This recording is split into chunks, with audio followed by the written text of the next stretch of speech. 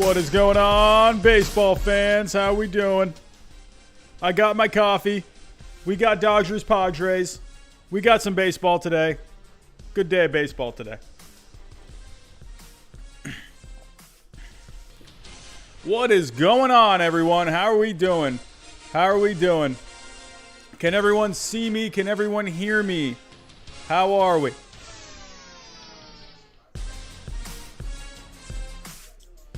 All right, I think I'm doing a little better at this streaming thing. I'm starting to figure this out a little bit. What is going on? I was kind of playing around with this camera. It's still looking a little laggy. I'm not really sure what's going on with it. I'm noticing I think I fixed all of the focusing issues that we were having in the last stream. But yeah, I was kind of playing around with this for the last half hour or so. Feeling pretty good about it.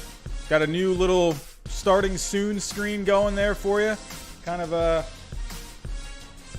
yeah, we're starting to get a little better at this. Yeah, it is a little laggy. I'm sorry, Colt. I know I'm moving a little slow. I watched like 3 different videos on kind of how to fix it, and I swear I did like everything. I'm not really sure what's going on with that, but yeah, I don't know. I'm trying my best. Hopefully it's a little better last time. But yeah. Either way, who do we got here? We got Colt. We got Waffle Man. We got Jackson. We got Sad Angels fan. We got Drew. We got Paul.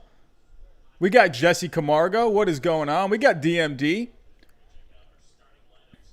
Who else is here in the chat? We got Blobfish. We got Orioles 2041 World Champions. What is going on? We got the usual crew. Sports with AJ is here. Alrighty, we're good to go. All right, I'm looking forward to this game today. This is the rubber game today. Each team has won a game so far, but we got a lot to talk about today. Not just this game. We're gonna get updated on all of the playoff standings so far, kind of where everyone's at. They just announced the playoff schedule a little earlier, and it's pretty interesting. I took some notes today, kind of on my thoughts on the playoff schedule. We'll get more into that. It is different than other years.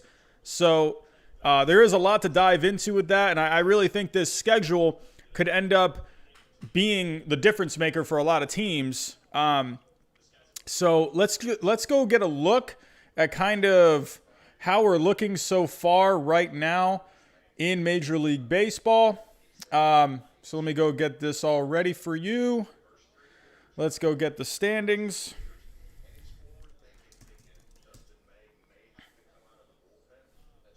Hold on. We are moving right along. All right. I'm going to share my screen with all of you. Here we go. All right. So here we go. Here's an updated look at the standings so far right now as we're closing in on the last couple of weeks on the season. Right now we have Tampa Bay in first place, ahead by 4 games of the New York Yankees. The Toronto Blue Jays, they're a half game back. The Yankees have been hot lately. They have won 6 straight games. Toronto right now, they're kind of whatever at the moment. They were playing a little hot there a little earlier, but the Yankees have caught fire as of late, and they have taken back second place in the American League East. I don't think they're going to give that up now. They're playing very good as of late. Now, the real question is, can they catch the Rays in the last couple of weeks? I'm not sure about that. I predicted them to win the AL East, but we'll have to wait and see how the last couple of weeks here unfolds. Moving on to the Central, at one point it was a 3-way race between the White Sox, the Twins, and the Indians. I think each game was separated by a game, maybe a game and a half at one point. But right now the White Sox, they are red hot as of late, just like the Yankees. They've won 6 straight, 9-1 in their last 10 games. Right now they are in sole possession of first place. I had the Twins being able to come back and win the Central. I don't know about that right now. Same goes with the Yankees. I don't know. I'm bad at making predictions. What can I say? But the Twins right now, they see themselves 3 games back. The Indians have, I don't know what's happened with this Cleveland Indians team. Even with the trade of Mike Clevinger, they have still a very good team, in my personal opinion. But what can you do? They've lost 7 straight. Who knows? Maybe they're just kind of hitting a cold spell, kind of like the Yankees were a little bit ago. Maybe this is the Indians' time to kind of struggle right now, but we'll have to wait and see how the last couple of weeks unfolds for them. But either way, they are 6 games out. Probably not going to be getting a division this year, but maybe they can somehow improve their seeding. The Twins are still in it, though. So we'll talk more about these guys here in a little bit. Moving on to the West, the A's, they got a stranglehold on the West. Houston, Seattle. Seattle is doing everything they can right now to try and take that AL West. So, I mean, that would be incredible if Seattle was able to leapfrog the Astros and make the playoffs. Who would have thought that would be happening? Moving on to the National League. Braves, Marlins. Right now, these two teams, 6-4 in the last 10 games. Braves sit ahead 3.5 games with the Marlins right now. I had the Phillies being able to come back and win the East. Once again, another horrible prediction on my part, but what can you do? So right now the Marlins, they see themselves 3.5 games back, and I don't know if they're going to be able to catch the Braves. I'm not quite sure. The Braves, not really any pitching whatsoever besides Max Fried, but right now they are looking in pretty good shape to win this division. They're just out slugging everyone, it seems. But moving on to the Central, this is actually very interesting. I don't think the Cubs are going to lose this division at all. The Cubs right now, 29-20. They're playing well. They got a no-hitter the other day from Alec Mills. They've won 3 straight games. They're playing good baseball. But right now, the interesting thing here is the Cardinals, the Reds, and the Brewers. Look at where these 3 teams are right now. As of right now, if we go take a look at the postseason standings, the Seattle Cardinals. What am I saying? The St. Louis Cardinals right now, they sit in the 6th seed. However, right now, the Reds see themselves half a game back of St. Louis, and the Brewers see themselves a game back. We're going to get more into that here in a little bit on kind of how that's happening. But right now, you cannot count the Reds or the Brewers out. No, you cannot count these 2 teams out, especially the Reds. So, and we'll get more into that here in a little bit. But moving on to the West, last division before we take a look at the postseason standings. Right now, Dodgers, they won last night. So the Padres, if they do win today, they will be a game and a half back. I'm not sure if the Padres are going to be able to leapfrog the Dodgers for that division. I'm not quite sure. But the Padres, they are playing fantastic baseball as of late. 8-2 in their last 10 games, even despite the loss last night to the Dodgers. These are arguably the 2 best teams in baseball today, and they're both gunning for the division title. So let's go take a look at the postseason standings. So right now, as we can see, let me just make sure. How's my screen? Can everyone see the postseason standings? I noticed earlier in the last stream that my where my camera is kind of blocking some stuff here. Let me move this camera just a little bit. I'm going to do my best here today. Is that a little better? Let's see if that's a little better. Okay, that's a little better. All right, so let's take a look. So right now, surprisingly, you see the White Sox as the number 1 seed in the American League. You got Tampa right there in the 2 spot. You got Oakland in the 3 spot. The Twins, they were in the 7 spot not too long ago. The Twins right now are in the 4 seed. You got the Yankees. They at one point were the 8 seed. So the Yankees are right now the 5th seed. So this is very interesting. Astros, they still see themselves as the 6th seed. They are lucky to be in a bad division right now, because if they were not in that division, they probably might not be in one of these seeds. So Blue Jays, they still see themselves as the 7th seed, and the Indians, they have just completely struggled as of late, 26-22 on the year so far. The Indians, who knows what is going to happen with this team, but we'll talk more about them here in a little bit. But moving on to the National League, you got the Dodgers as the 1, you got the Cubs as the 2, you got the Braves as the 3. Most likely, I don't see these 3 changing. I mean, maybe the Padres maybe they can take over the West. But right now, I think this is kind of what you're going to see. I like the Cubs as the 2. I think the Cubs are a better team than the Braves, at least with pitching.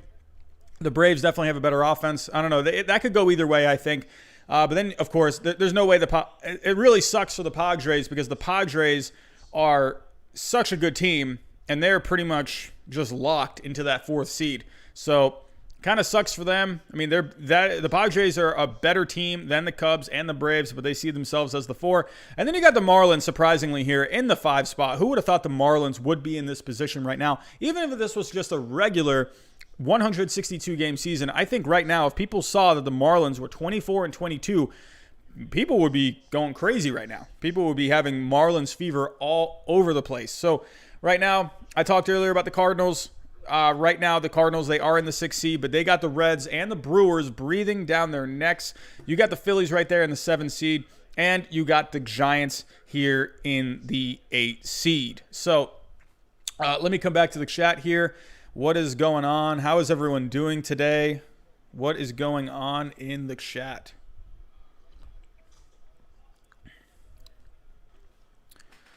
Alrighty. Jackson, I saw you saying something earlier. I was making my coffee, but I couldn't quite, wasn't really quite seeing what you were saying.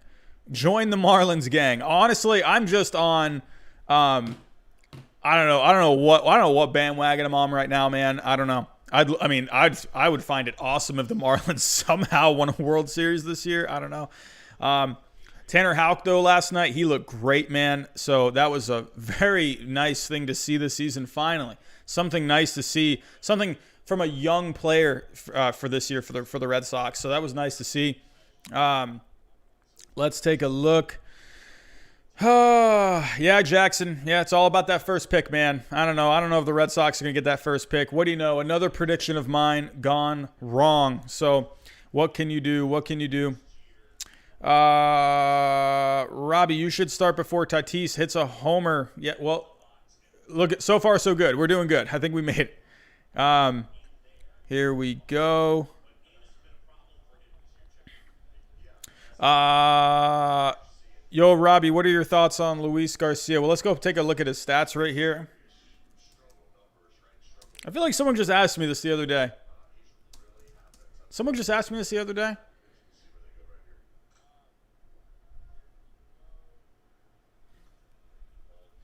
Oh, wait, no, I'm clicking on the wrong one. Someone just asked me this the other day. I don't remember who it was. Is this the right Luis Garcia here for the... No? Sorry, I don't know why it's not really ringing a bell for me. Hello, Robin. What is going on? Is this the one? There's so many Luis Garcias. Is this the Luis Garcia you're talking about?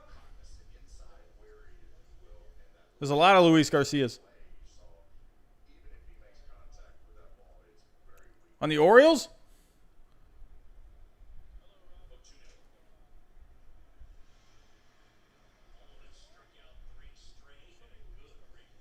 This one? On the Nationals? Oh, okay. I mean, right now, we got, he's hitting 286 on the year, a home run, 671 OPS. I mean, there's not really too much going on here with him. Taking a look at Luis Garcia here. I mean, it is his first year.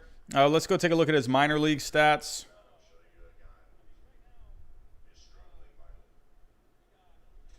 Let me move my screen over just a little bit.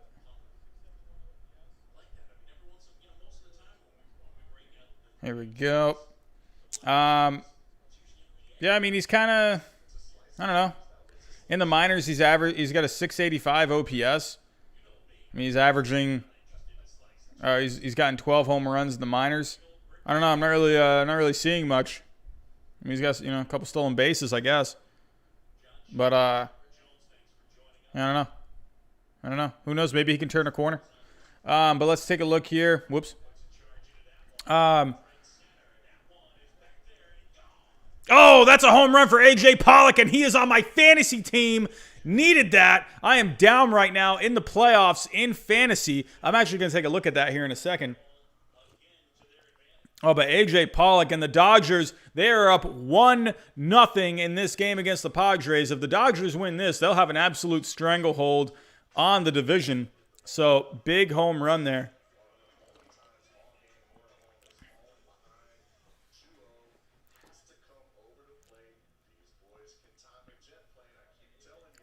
Alrighty.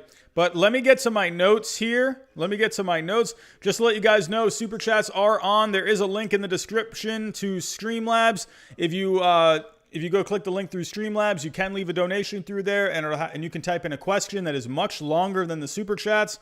It allows you, I think, you up to like around 150 letters. So if you want to ask like a longer question, it'll let you do that, and then it'll pop up on the screen for you. So, but just letting you guys know that if you are new here today, feel free to subscribe down below. We are growing very rapidly lately. So we've gotten a lot of new subscribers over the last about month or so. The trade deadline brought in a lot of new subscribers.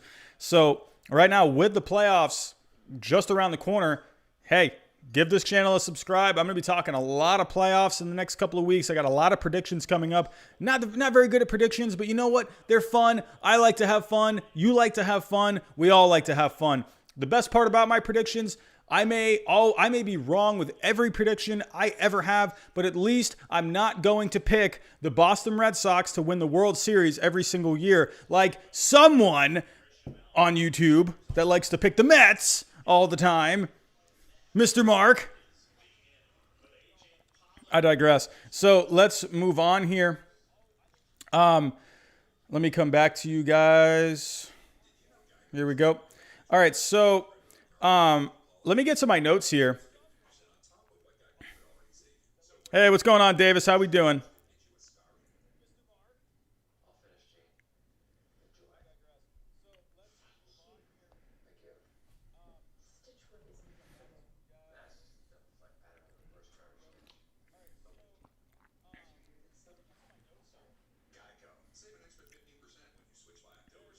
That Nigel movie guy, if I send you a super chat, will you tell me what your favorite baseball music video is? I don't know if I have a favorite baseball music video. I honestly, what I did like, I liked the Major League Baseball, the song that they picked for this year. I can't remember what the song was, but I found it quite catchy. So, but you are more than welcome to leave a super chat, my friend. More than welcome. All right, so let's get to my notes here. So I went over some teams that I think are really going to benefit from this playoff schedule. But before I get to that, let's go over this playoff schedule real quick. Let me pull it up here. Let me pull up this playoff schedule. It is very interesting when we take a look at it.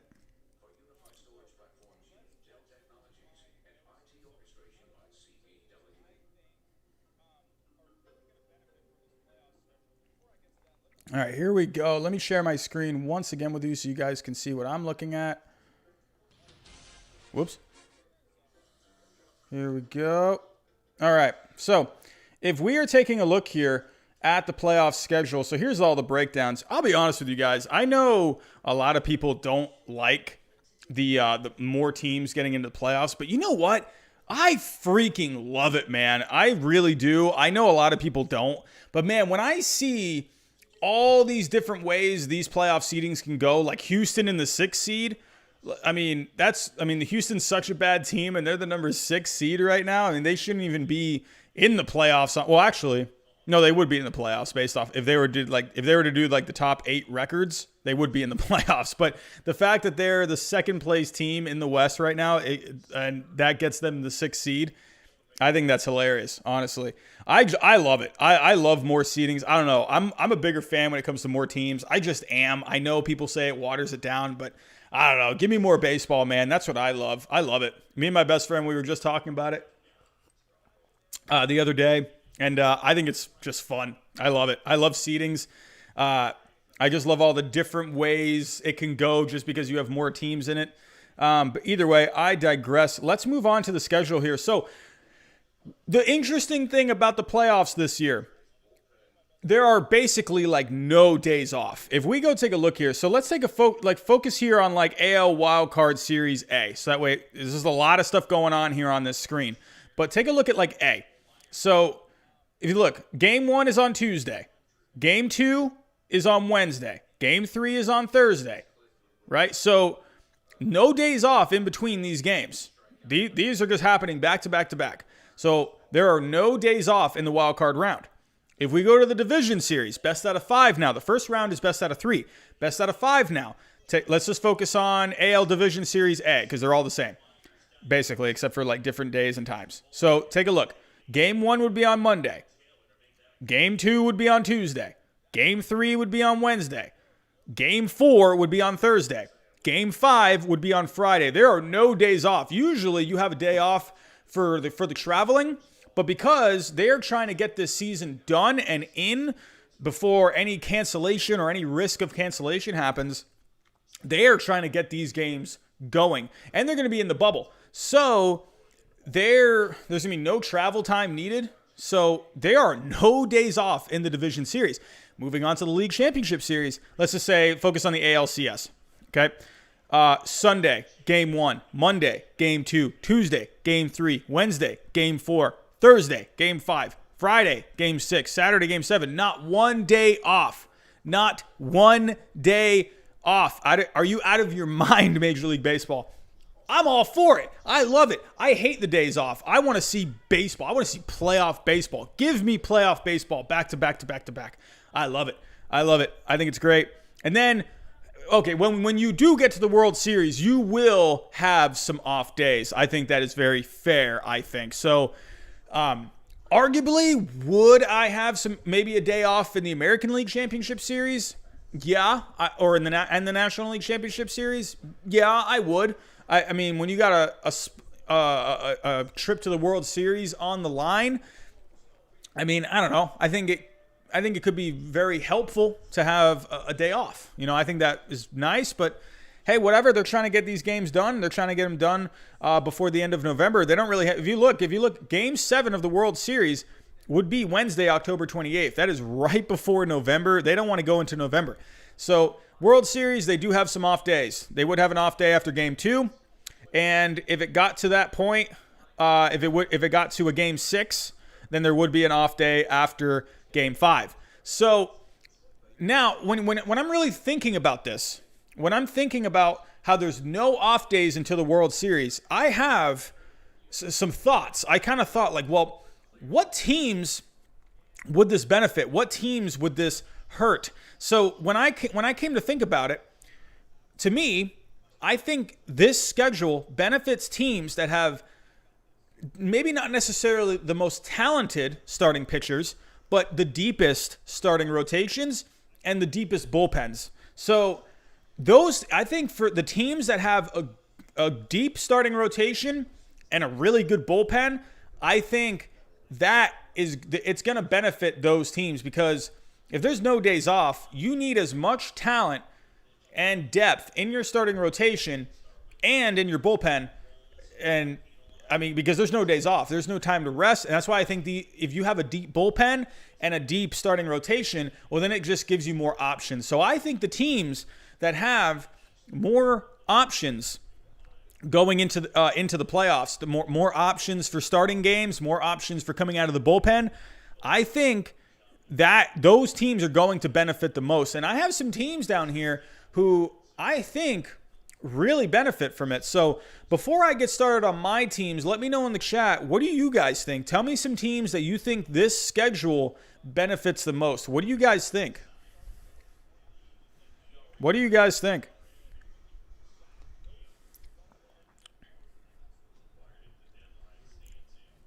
What do you guys think?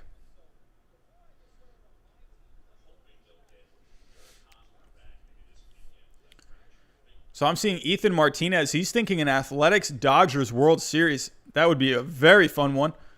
That would have been very fun. So Drew Venny, I'm going to talk about the Brewers here in a little bit. So I'm seeing some Dodgers. I'm seeing the Indians. Cameron, we're going to talk about the Reds here in a little bit, my friend. Hey, maybe the Rockies too. I didn't really think about the Rockies. I'll go take a look at the Rockies here in a little bit.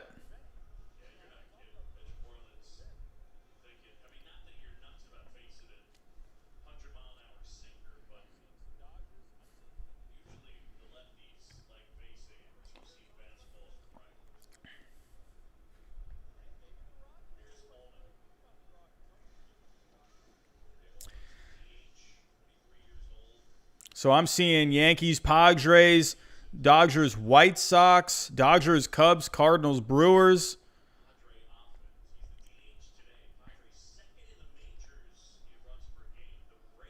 Blue Jays. All right, Davis. Thanks for stopping by, my friend. Good luck on your schoolwork, my friend. Alrighty, so let's go take a look. I'm going to go take a look at my teams that I think benefit the most. So starting off, I think personally, there's no particular order here. I kind of just listed teams as I went.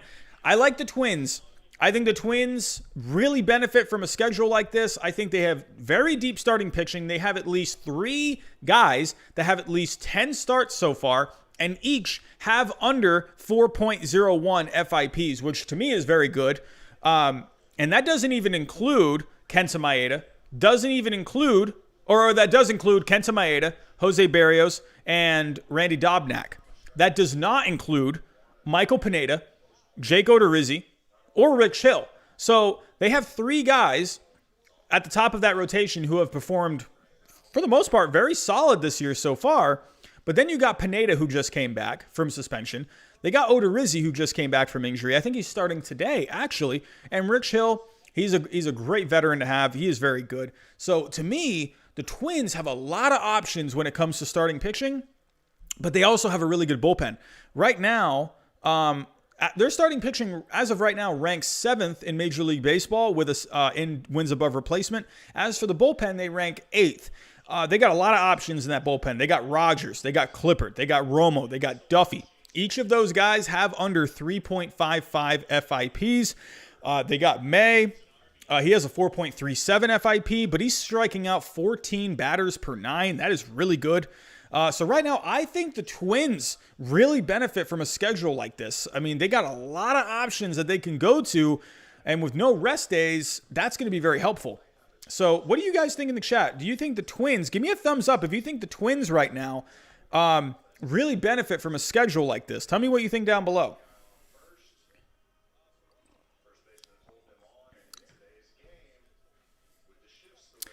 I'll tell you what, everyone, I apologize about this camera. The camera's good. The camera's good. I don't know what's going on. I have tried playing around with these settings on Streamlabs. I don't know what's going on. I might have to use maybe a different streaming software. I'm not quite sure. I know it's not the camera. The camera's good. But yeah, I don't know why it's moving so slow. It's not a bad picture necessarily, but I don't know what's going on. So if any of you got any information about how to kind of fix up the speed on this, then that would be greatly appreciated. I'm not quite sure, but hey, whatever. It'll do for tonight. At least it's not, focusing in and out like it was last time. That was terrible. So, hey, we're taking one step at a time here. So what do you guys think? Give me something in the chat. What do you guys think? Do you think the Twins really benefit from this kind of a schedule? What do you think?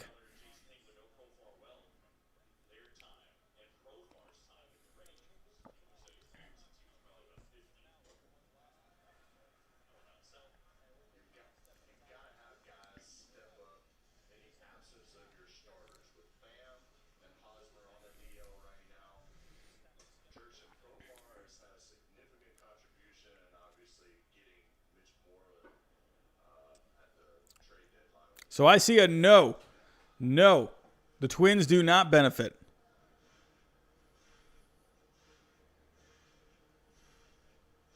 The Twins benefit, but the New York Mets suck. Yes.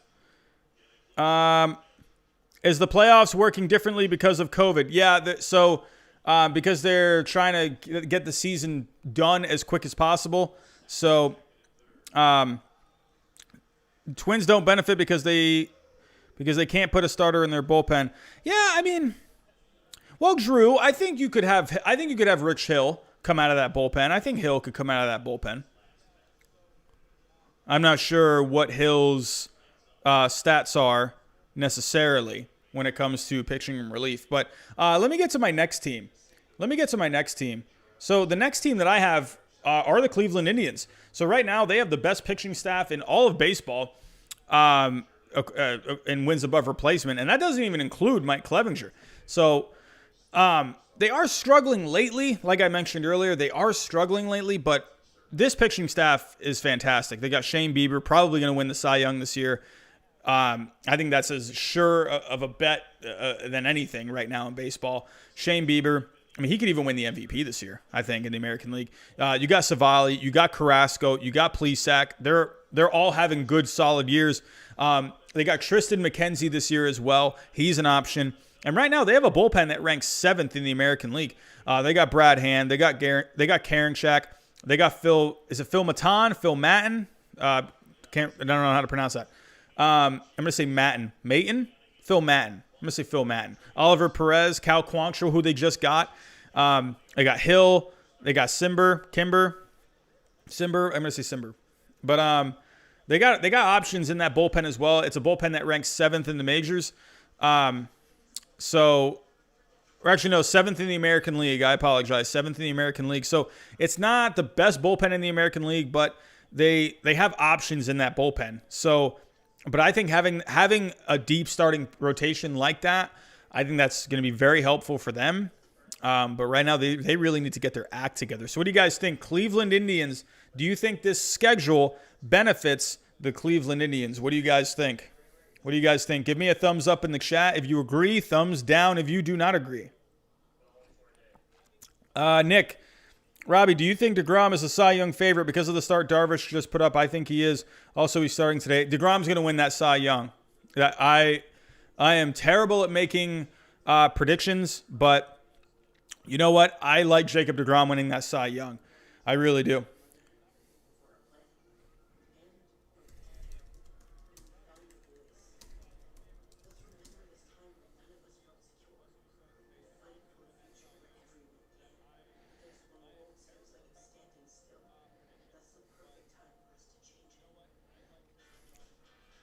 I mean, Hilton, I don't know, man. I think Matten he's got some pretty good stats here. He's got a 2.51 FIP.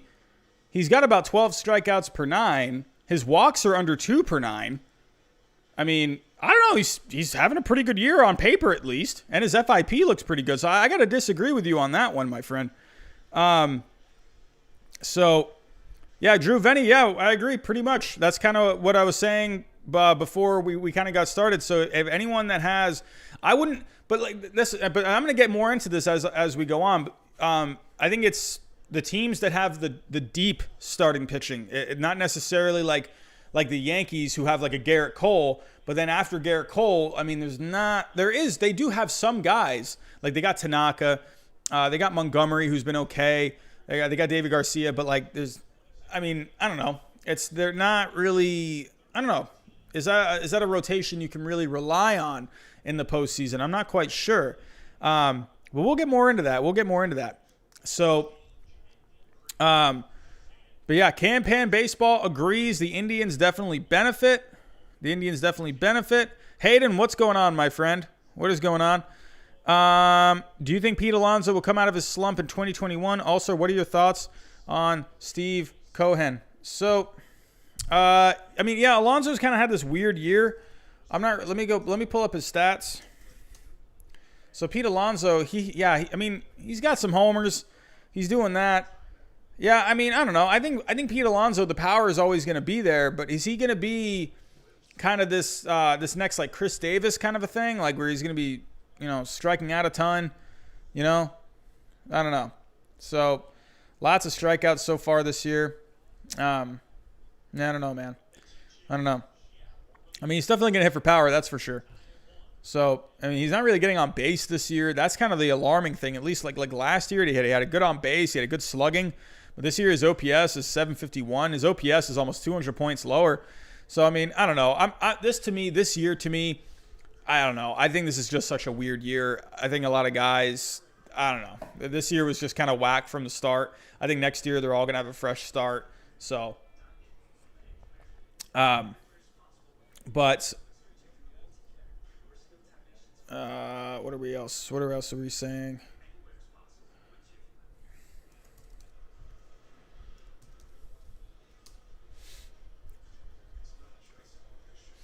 I was thinking here. What was the other thing you asked me? Yeah, Steve Cohen. I mean, honestly, when we're taking a look at Steve Cohen, man, they need new ownership there. They do. They needed new ownership. They had to get some new people in there. That Mets team, I don't know where the heck that Mets team is going. But I mean, I don't really know much about Steve Cohen. I'm going to be honest with you. I don't know. Here, I can pull up something. Here we go. Buster Olney wrote about it. Potential winners and losers. Oh, is that ESPN Plus? Frickin' A. I don't know, but we can at least read the first paragraph. The emergence of Steve Cohen as the likely owner of the New York Mets is being treated as great news by player agents in a year of a lot of bad financial developments in Major League Baseball. A godsend, one called it.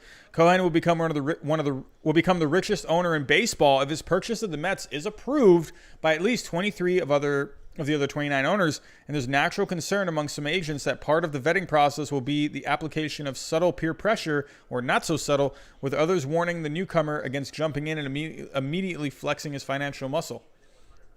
I don't know. He's got money.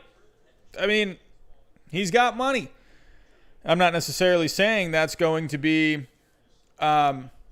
necessarily going to make the Mets a winning team, but I don't know. I think they need some new energy there. They need someone new in there. They do. They need. I mean, obviously that Mets franchise is just poorly run. They've had good players, but they just can't really seem to just, ever since that World Series a few years back, I don't know. They just haven't really been able to put anything together.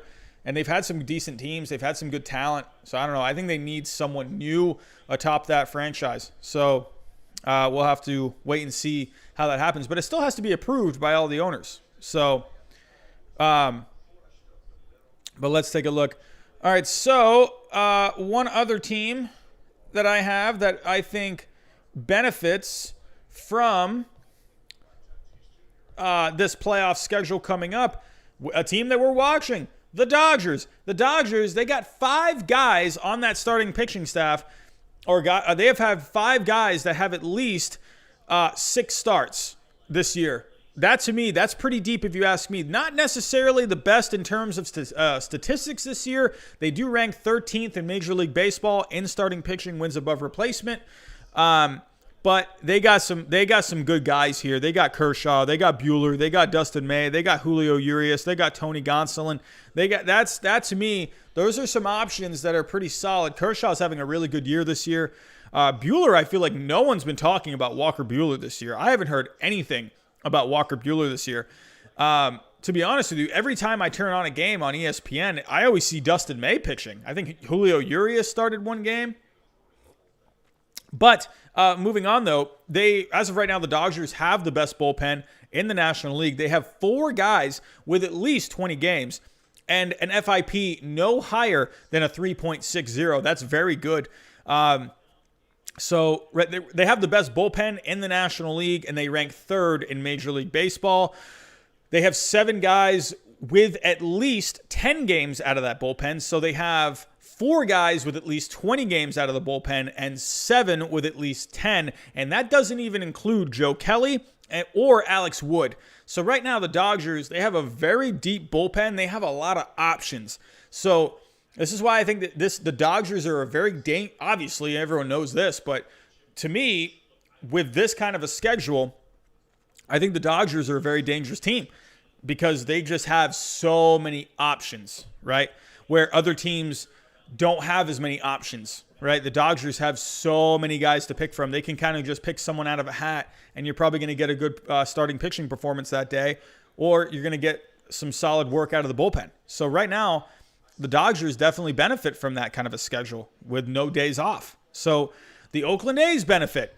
Right now, not like kind of like the Dodgers, not the most talented starting, or I don't want to say talented, but not the best statistics this year when it comes to starting pitching, but they have 5 guys with at least 8 starts, and that doesn't include Mike Minor, who they just traded for, but they rank 14th in Major League Baseball. But with the Athletics right now, they have the best bullpen in all of Major League Baseball. The A's have the best bullpen. They did just lose Max Chapman. That was definitely a big blow. But right now, I think the A's, I think this is a team that can be a really gritty team in the playoffs. I mean, and they have the pitching. They have a lot of pitching. So the A's definitely benefit from this as well. So what do you guys think?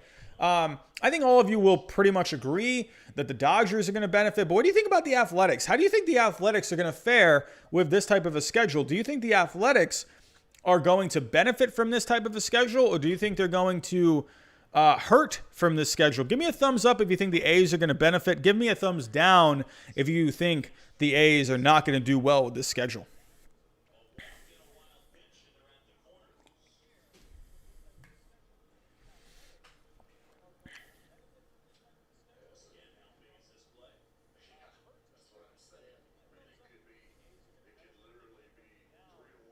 DMD, out of class. That's what I'm talking about, man. That's what I'm talking about. Oh, is Bueller on the DL? I was about to say, is that why I haven't heard of this? I haven't heard of him? Oh, I didn't even see that. I swear, like, so many guys have gone on the DL this year, and I don't even hear about them. Man, when did that happen? I didn't even see that. But either way, kind of before that, I mean, Bueller hasn't really put up the stats, even like at least the stats I thought he was going to have up to that point. Walker Bueller right now, I mean, he's been fine this year.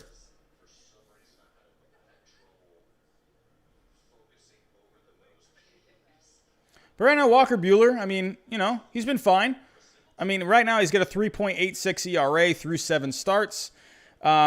He's got just under 10 strikeouts per 9 at 9.9. His FIP is a little high, though. It's 4.79. I don't like that FIP very much. I'm kind of wondering what's going on there. But yeah, Bueller, before he went down, I mean, he's kind of been whatever this year. Not really anything fantastic. He's giving up more home runs than he did last year. He's giving up more walks than he did last year.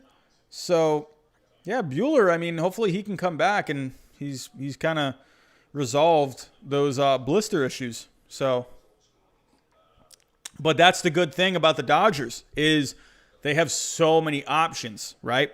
They have a ton of options, right? So I'm kind of seeing some thumbs up for the A's, kind of seeing thumbs up, thumbs down. All right, but let me move on to my next team who I think is going to really benefit from this playoff schedule. And I hate to say it, but the Rays, right now, the Rays are kind of like the Dodgers and the A's when it comes to starting pitching. They're 18th in starting pitching when it comes to wins above replacement on Fangraphs. But right now, they have the second best bullpen behind the A's. So right now, that Rays bullpen has lately been carrying this team. You've had Tyler Glasnow, he's been up and down this year. He's got a lot of strikeouts, but he's giving up a lot of hits, and he's giving up a lot of home runs. So, at least for his standards, Blake Snell, he's interesting as well. He has a 3.23 ERA, but he has a 4.38 FIP, which isn't bad by any means, but he's, I don't know, he hasn't really been kind of like that Cy Young Blake Snell we saw a few years ago. Charlie Morton, he's coming off shoulder problems, so they did get Ryan Yarbrough back. Nick Anderson, he's been kind of up and down this year with injuries.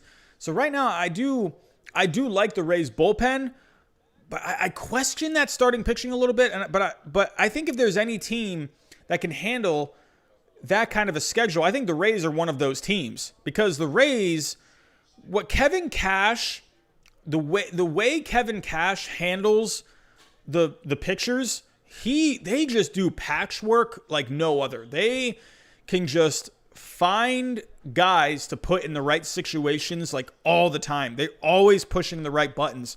And I think the Rays, I think they're going to be more than up to the challenge of no days off in these series. I think the Rays are going to benefit tremendously. Not necessarily that any numbers that stick out to you besides the bullpen, of course, but just because of just how they manage games. They're just very good at managing games. So, oh, that's a play to home. Oh, they got Betts hung up. Oh! I don't think Betts got tagged. I don't think Betts... Did Betts get tagged? I don't think Betts got tagged.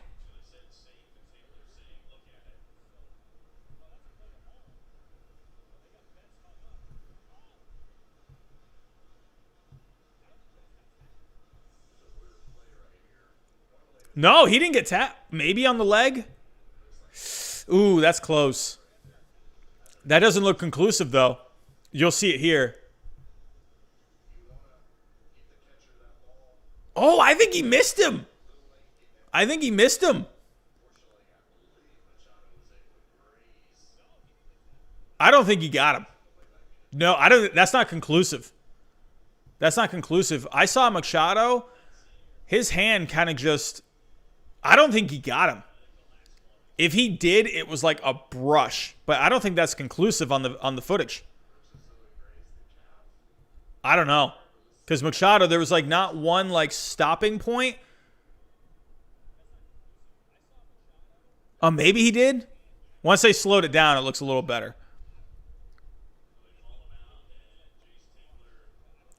Altavilla was not really all that great this year with the Mariners before they got him in that trade. Well, actually, let me go take a look. Dan Altavilla. Yeah, he wasn't really doing all that good this year. He had a 7.71 ERA. Not very good. Just a lot of walks. Over 5 walks per 9. So, yeah, Dan Altavilla, he was getting himself into a jam right there. But yeah, I don't know. Did they say who got that, or if Betts was safe?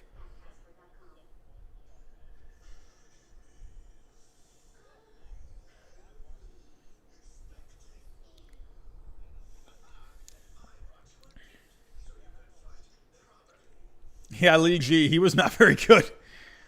Shadows, yeah, man. If Seattle makes the playoffs, that'd be crazy. DMD, see you later, my friend. Thanks for stopping by. Yeah, DMD, that might be a good idea. I'll have to figure out how to do that. I am very new at all this, DMD, so the fact that I even have this set up is pretty good for me. Next thing I got to figure out is how to get this camera to start moving just better. I don't know what's going on with it. So that's my next thing I got to figure out. I'm hoping by the next stream, it'll be good to go. Oh, cool. You got to stay. I'm watching it's on ESPN. Anthony, Braves winning the NL East. I thought for a second there the Phillies were getting hot, and I thought they would win it.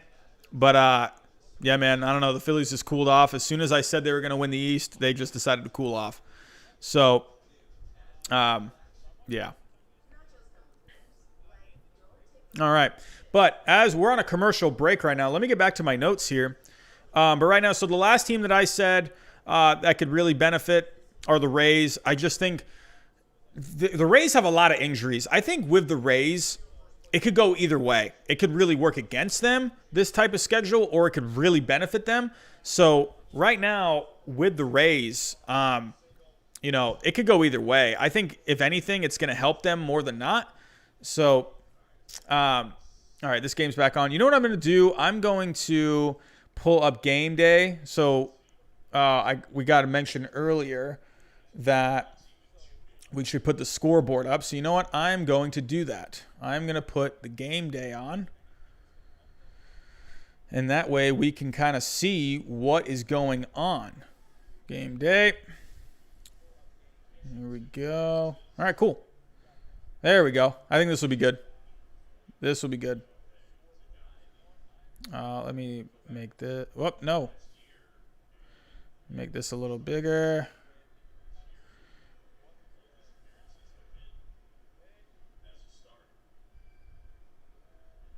Okay. That should be good. Let's see how that comes out.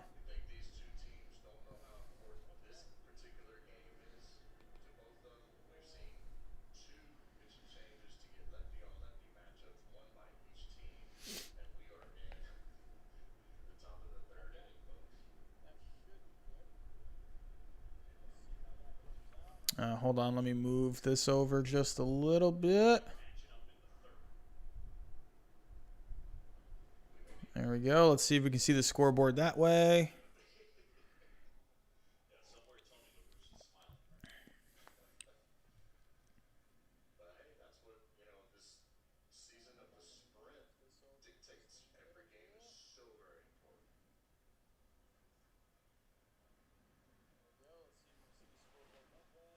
I'll move it over just a smidge more. Cool. All right, so right now, we got Lucchesi on the mound. Max Muncy is at the plate. We got a tie game right now. It's top of the third. We got 2 outs here. Lucchesi is trying to get out of this jam here a little bit. They got a runner on second. So they ended up getting Mookie Betts out. But Max Muncy's trying to drive in the go-ahead run.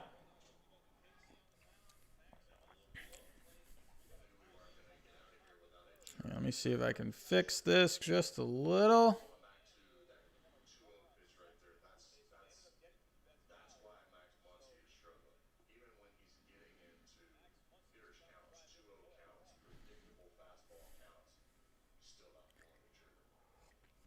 Hey, what's going on, Benny? How we doing?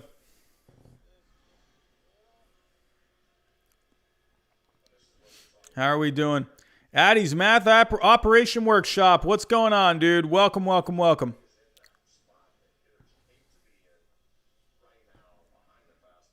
Okay, cool. We can see the whole screen now. Perfect. Actually, I'm going to drag it. No, I'll keep it right there. Keep it right there. How are we doing?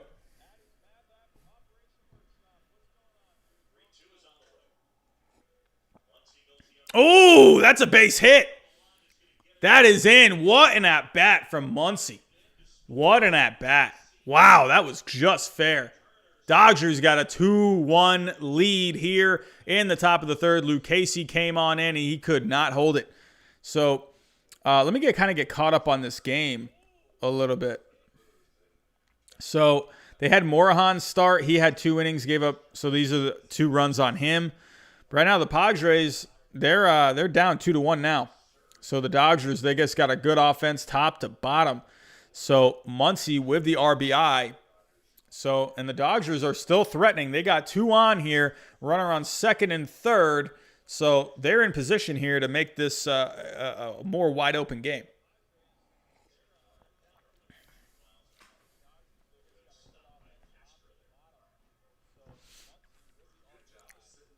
Will I do the Twins game? I will not be able to do the Twins game, my friend. After this game, I'm going out to dinner. I am looking forward to going out to eat tonight, so I will not be able to do the Twins. But I will definitely be keeping track of the Twins.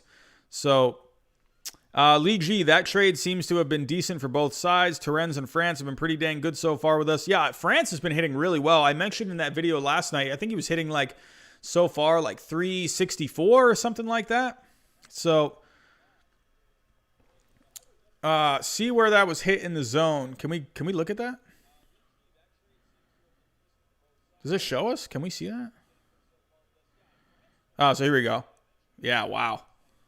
So take a look at that. So right on the outside part of the plate. Oh, wait, no. Yeah, that's Max Muncy. Cool. So, yeah. Yep, he just slapped it.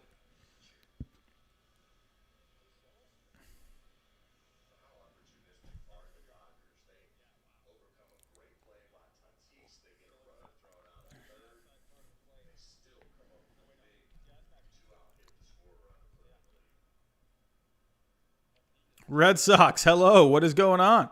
How are we doing? Oh, he's safe! And the Dodgers score another run, and it is 3-1 Dodgers. And the Dodgers are piling it on Lucchesi here. Hey, what's going on, Bruce? How we doing? How we doing? Your guys' games might be a little quicker than mine. So it seems like you guys are getting all the plays before me.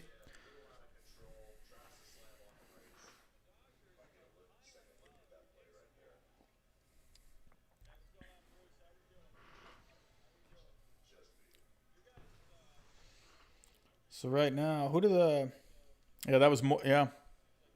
Moreland had a good stretch on that.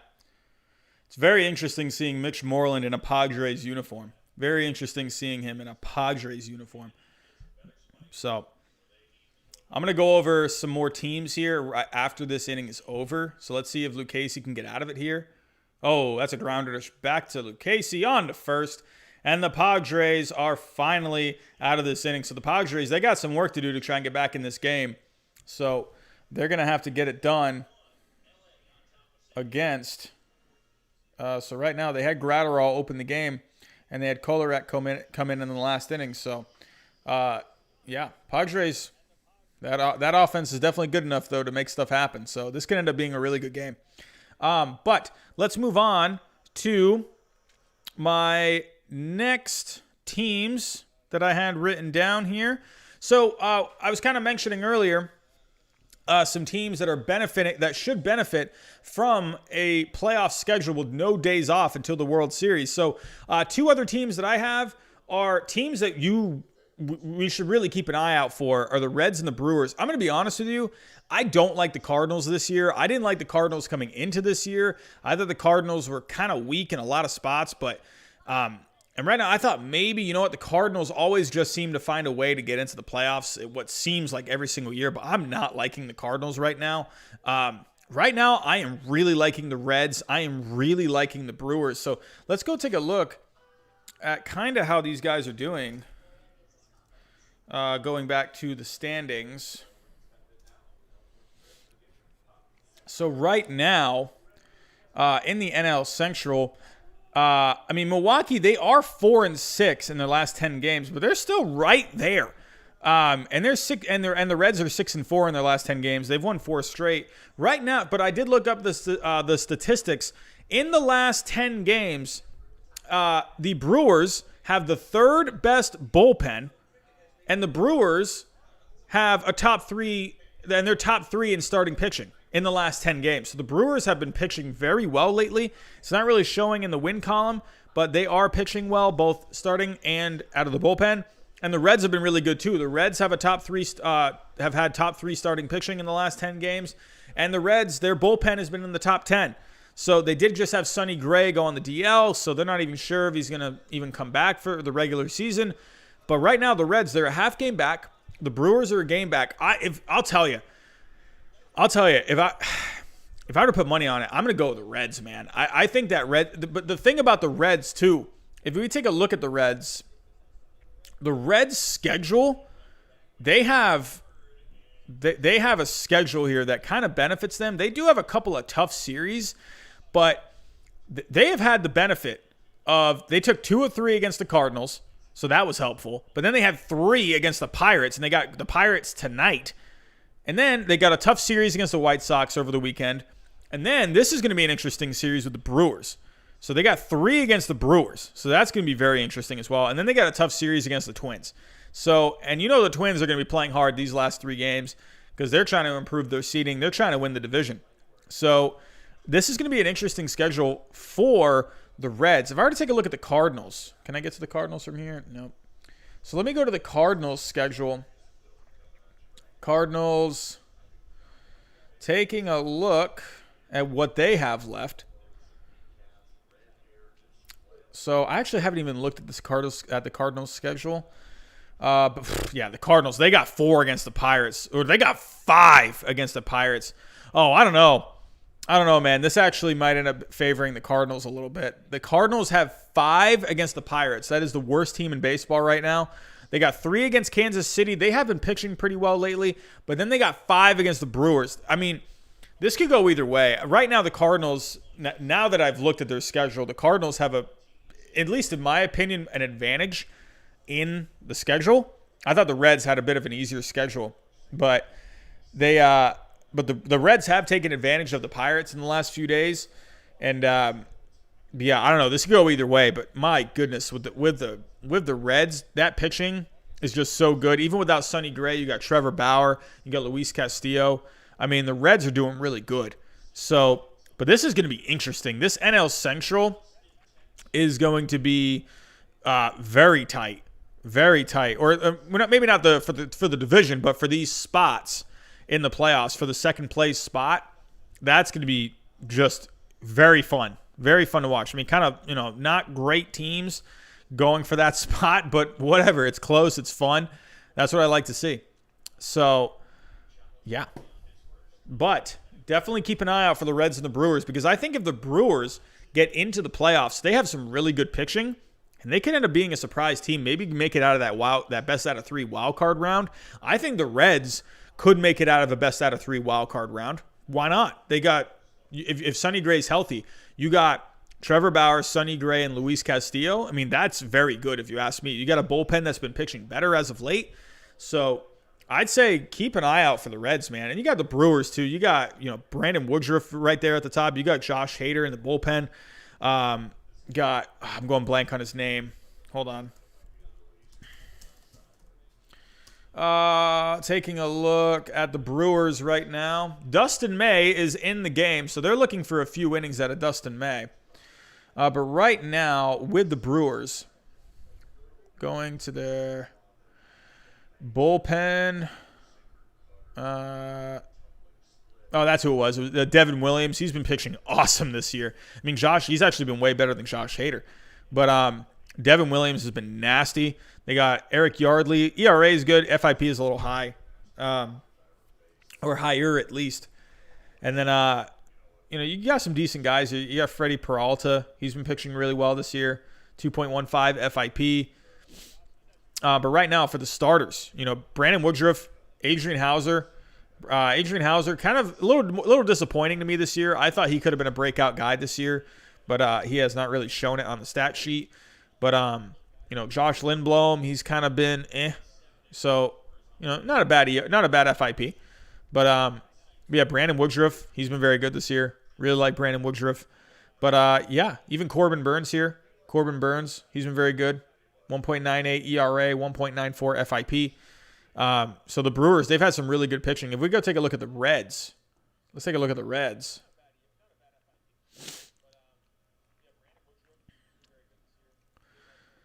But yeah, taking a look right now, I mean, the Reds are just getting just great starting pitching. Trevor Bauer, he's going to be right there in the Cy Young mix. He should get some Cy Young votes, or he'll at least get some second and third place votes.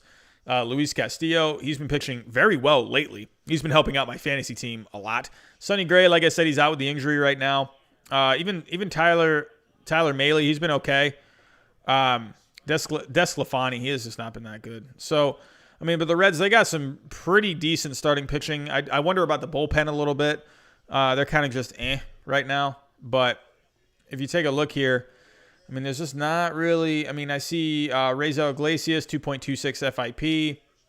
But yeah, out of that bullpen, not really much out of that bullpen. So the Reds, they're going to live and die on that starting pitching. But I mean, it's good enough starting pitching. They can twirl some gems back to back to back.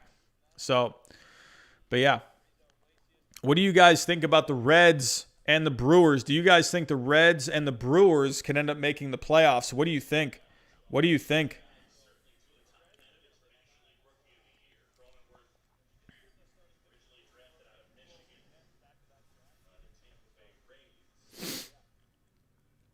But if you are just entering, what is going on? We're watching the Padres and the Dodgers. This is the rubber game. Very important game between these two teams. They've both taken a game so far in this series. So right now, if you are just coming in, welcome.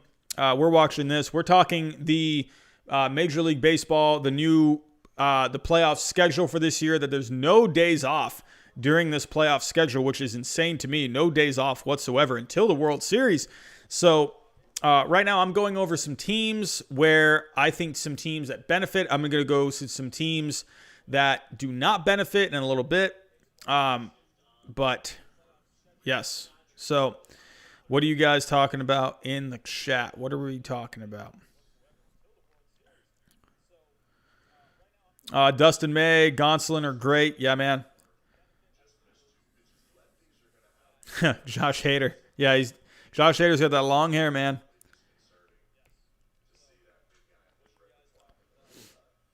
Twins and Kenta Maeda versus a no-name pitcher tomorrow versus the White Sox. Kenta Maeda has been surprisingly good this year. Very good this year. Alrighty. So let me get back to... What does this say? You are... Red Sox, what does this mean? You are one clean YouTuber, right? What does that mean? I don't know what that means. Like drugs? No, I just snorted a whole bunch of cocaine before this. So, no, I'm not clean, dude. I'm kidding, YouTube. Don't kick me off YouTube. I'm kidding. I didn't do any cocaine. I promise.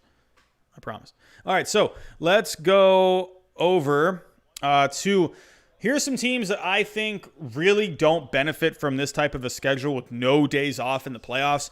I think the Yankees, I don't know. I think with the Yankees, it could go either way. The Yankees don't have bad starting pitching. I just wonder how deep it is. I mean, you got Garrett Cole. You're not going to worry about him. You're going to trust him. Tanaka, I think in the playoffs, I think you can count on Tanaka. Tanaka's been pretty decent this year. But then you got Jordan Montgomery. I don't think Clark Schmidt, is he even going to start a game this year? Has Clark Schmidt even started a game? I don't think he's even gotten a start, which I think is crazy that he hasn't gotten a start. I don't know why. So that to me is nuts. Oh, they optioned him. Wow. I didn't even see that they optioned him. Why did they option him? Oh, they got Loaisiga back. Okay. Man, but I feel like they could have. He didn't even get a start. Why would you not even give him a start? That's what I don't understand. Man, I think that's crazy. Man, I don't know. I'm surprised he didn't even get a start. But at least they've had David Garcia doing pretty well. But yeah, the Yankees, they have some decent starting pitching. I just wonder how deep it is. The bullpen has been a little iffy. They kind of ran through a stretch there. It has been a little better as of late. But yeah, I do wonder if that type of a schedule is going to benefit the Yankees. I just think other teams are just going to have more options. But you know what? Maybe the Yankees can get it together for the playoffs. And who knows? Who knows? To be honest with you, I wonder about the Padres. We're watching the Padres right now. I wonder about the Padres with this kind of a schedule. That is on to short. That is on to second. Double play for the Dodgers. And the Dodgers are out of the inning. Manny Machado grounds into a double play. So, oh no, was that Jake Cronenworth? Oh no, Jake Cronenworth grounded into the double play. Machado is out at second. So, nothing going there for the Padres. We still have a 3-1 game here in San Diego. But speaking of San Diego, speaking of the Padres, I like their starting pitching. I do. But the bullpen, they did get Trevor Rosenthal, but that bullpen is just, I don't know. It's been a little iffy. So the bullpen, I wonder if they're going to have enough options with all these days off. So if a starting pitcher goes down, if a starting pitcher ends up not having a good game, and let's say the division series, and they're going to have to go to a bullpen game, I just don't think there's many options. And then if you have no days off, no rest, you're going to have to go to these guys the next day. So, I mean, I don't know. I wonder about the Padres a little bit. I like their starting pitching. I just kind of wonder about the bullpen a little bit. The Braves, I don't think this helps the Braves at all. Their starting pitching is terrible. They have a decent bullpen, but if that starting pitching can't make it out of the third, fourth innings, that bullpen is going to get taxed. And if you're going up against good offensive teams like let's say the Dodgers or the Padres, I mean, I don't know. I think that bullpen could get taxed real quick. The Braves, I just don't think have enough starting pitching. I think the Cubs might struggle a little bit with this type of a schedule. They have decent starting pitching. They're kind of top heavy when it comes to starting pitching, and the bullpen too. They're kind of top heavy. So, yeah, I don't know. I don't know about the Cubs. The Marlins, they're kind of whatever. The Marlins have some decent guys. They have Sixto Sanchez there. They got Pablo Lopez. But overall, they're 16th in starting pitching, and they're 16th in bullpen in the last 10 days. So I wonder if the Marlins are just going to – I think the Marlins have options, but I don't know if they're going to be effective enough. And my last and one more team are the White Sox. The White Sox, I wonder if the White Sox – can benefit from this type of a schedule when it comes to the pitching. I think their offense can hit for days. I wouldn't worry about their offense. But after Giolito, Keuchel, I mean, their starting pitching really is not that deep. It's really not. You got Cease there, but his FIP is a lot higher than his ERA. So I wonder about Cease a little bit. The bullpen has been good lately. They actually have been very good lately. I just wonder, are the White Sox going to have, after Giolito and Keuchel, let's say the White Sox, one of those guys gets knocked around in a start, are they going to have, another guy step up for that starting pitching? So if the bullpen can keep it up, I really think the bullpens here, I think if you have a good bullpen in these playoffs, I think you're in good shape. But I just wonder about the starting pitching with the White Sox. I love Giolito. Keuchel's hurt right now too. So I just wonder if the White Sox are going to have enough. If the White Sox don't have enough starting pitching, that bullpen, even though they've been doing good lately, are they going to get taxed real quick? So if one of them falters in the start, I don't know. So basically, and then there, the Blue Jays too. I kind of wrote down the Blue Jays. They have neither a deep rotation or a deeper bullpen. They are playing well. I don't know. I don't see the Blue Jays getting very far. I could see the Blue Jays losing in that best out of 3 series. Basically, teams that I think could go either way with this type of a schedule. I think the Rays could go either way. I think the Yankees could go either way. The White Sox, the Twins. I don't know. It could go either way. So we'll just have to wait and see basically kind of what happens. But so again, some teams that I think are going to do well with this like no days off schedule. I do like I just like the Twins. I don't know what it is. I don't know what it is. I don't know if it's because I played on the Twins when I played in Little League Baseball. I don't know if I'm just always going to have like that warm spot for the Twins, but I just like that they're 7th in Major League Baseball in pitching. They're 8th in baseball with the bullpen. They have guys in that offense that can thump. I just like how deep the starting pitching is. I like how many options that they have. And the bullpen, I like that they have a lot of options out in that bullpen. I don't know. I like the Twins. I just like the Twins. I don't know what it is. I don't know. I am tempted to pick the Twins to get to the World Series this year. I'm going to admit it. I am really tempted to pick the Twins. I just missed that update. Brandon Lau. Also, in my Rays video the other day, I'm going to be honest with you. I have seen like highlights of Brandon Lau, but I had never actually heard like anyone say his name. I thought it was Brandon Lowe this whole time. It's Lowe. I've seen so many guys with the last name Lowe where it's pronounced, or Lowe, and it's pronounced Lowe. Derek Lowe on the Red Sox for how many years? It was pronounced Derek Lowe. He was not pronounced Derek Lau. So apologies to if I pronounced that wrong, or I did pronounce it wrong. But apologies for that. But anyway, he just hit a home run. So, but yeah, I like the Indians with this type of a schedule. Indians got deep starting pitching. Bullpen's pretty decent as well. I do wonder if that bullpen would be able to handle the playoffs. I'm not quite sure. I think the Dodgers, ultimately, I really like the Dodgers. I know a lot of people like the Dodgers. I really like the Dodgers. I like how many options they have when it comes to starting pitching. I like how many options they have in the bullpen. They have a ton of options in the bullpen. The A's, I like how many guys that can start some games. They're not going to give you the best stat lines, but they do have guys that are capable. I like the bullpen. The bullpen's awesome. Liam Hendricks, that guy's awesome. So I like that bullpen a lot. The Rays, I just love that the Rays, they just find ways to win. I don't know what it is. I don't know how the heck they do it, man. But the Rays, they just find ways to win games. So I just think managing games alone I think they're going to find a way to just beat you in games. How far they get, I don't know. They're having a lot of injuries lately. Tyler Glasnow, Blake Snell, Charlie Morton, they're not on top of their games, I would say, for this season like people thought they would. I saw a lot of people picking Tyler Glasnow to win the Cy Young this year. I just didn't see it. I'm sorry. I can't see a guy. Don't get me wrong. Tyler Glasnow he's nasty, but he's got 2 pitches. I just don't see how a guy with 2 pitches. I'm not surprised he's giving up more home runs this year. I'm really not, because he's got 2 pitches. But they're 2 nasty pitches. He's got a hard fastball and a great curveball. But come on. It's like you're looking either fastball or curveball from him, and you're gonna get thumped more than not. So Tyler Glasnow, don't get me wrong, he's good, but he's been up and down this year. Snell, I think, is a little more questionable. 4.38 FIP against a 3.23 ERA. Morton, he's having all these shoulder problems lately. They are getting some guys back, but I just wonder if the Rays are going to have enough. I do want to pick the Rays, to be honest with you. If there's any year I'm going to pick the Rays to make a World Series, it's this year. I'm just wondering, how far they can actually get.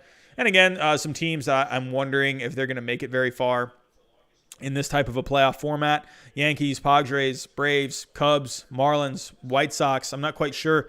But let me know what you guys think in the chat below. I'm coming back to the chat.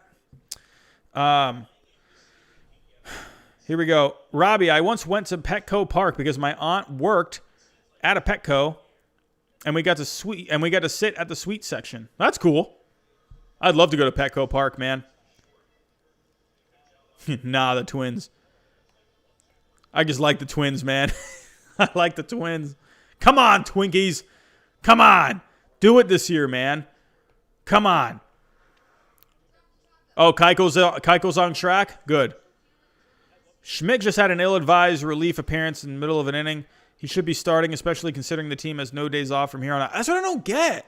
What are they doing with him? Why would you not give Clark Schmidt starts? I don't get that. There's obviously something they're thinking. There's something that they're thinking, man, that we're not. I don't know what it is. I don't know. I don't know. So, we'll just have to wait and see. Here, I'm going to add something here. Hold on one second.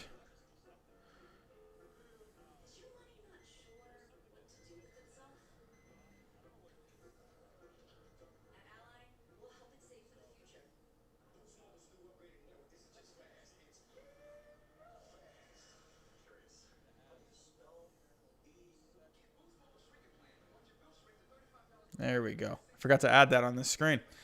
Alrighty. I just love that I can share my screen with you guys. I think that's so much more versatile. When I was just using my phone before, I thought it was just such a headache sometimes. Like I felt like I couldn't really do anything with my phone. It was just like losing connection and stuff all the time. But yeah, so far, if you are just entering the chat, if you just got here recently while I was yapping away, right now we are watching the Dodgers and the Padres. The Dodgers 3-1 right now. They had a good third inning there. They had some offense there. They got Max Muncy with a big hit there. So 3-1 Dodgers at the moment. Gavin Lux is coming up. Gavin Lux, a lot of people picking Gavin Lux this year to be a Rookie of the Year, and he has barely even played, and he's just not really playing all that well. So, he just came up. Okay. Oh, whoops. Never mind. But, yeah, Gavin Lux, man. I don't know what happened with Gavin Lux this year. I don't know. Gavin Lux, very interesting. You were hearing everything about Gavin Lux. But, I don't know. But Dustin May is still pitching for the Dodgers. I have seen probably the guy that I've seen pitch the most this year, other than, people on the Red Sox, is Dustin May. Dustin May, every time they play on ESPN, which the Dodgers are playing a lot on ESPN this year, it seems to always be Dustin May all the time. So, right now the Brewers got a 2-0 lead on the Cardinals. And the Cardinals, they just went deep earlier from O'Neill, so it's a 2-1 game. Let's kind of check on some other scores right now. I'm going to flip through. Oakland, they have a 3-1 lead against the Rockies in the bottom of the 8th. Again, the Brewers have a 2-1 lead in Milwaukee. They're going to be playing again. They're going to be playing again shortly. You got the Reds and the Pirates on. I keep forgetting it's only 5:40. I'm thinking it's usually these games are starting at like 7 o'clock. But for the Red Sox, let's take a look. Red Sox and the Marlins tonight. So we got Mike Kickham pitching tonight against Trevor Rogers. So, Houck last night, he pitched awesome for the Red Sox. That was a fun thing to see last night with the Red Sox, seeing some young guys. That's what I want to see. I'm like desperately just wanting to just see some younger guys for the Red Sox. I want to start seeing the future. So, yeah, that is definitely a big thing for me. Oh, wow, DMD is 241 there. Where do you live, DMD? You said you live in San Diego, right? Hey, Zeus, what's going on? I have a question for you, Robbie. Do you think the Angels will go after starting pitching this offseason? I think they have to. I think they have to. How could you not have them go after starting pitching? I don't know. My dude, I like this set. Oh, hey, what's up, Chris? My dude, I like the setup you have. Really upped your game. I'm trying, Chris. The camera's not really working too much for me. The camera is still kind of moving kind of choppy and slow on these live streams. I'm not understanding what's going on with that. I may have to call the people over at Elgato who have made this thing. So what I'm using is a cam link. I plug my Sony camera. It almost looks like a flash drive, and I plug it into my computer, and I can use an HDMI to plug it into the cam link. So that way I can use my camera as a webcam. But so yeah, the camera, the quality looks good. It's just, I don't know why, like it's just lagging. So I'm not really sure what's going on. Oh, DMD. Yeah, my brother used to live in Alameda, California, right near Oakland. So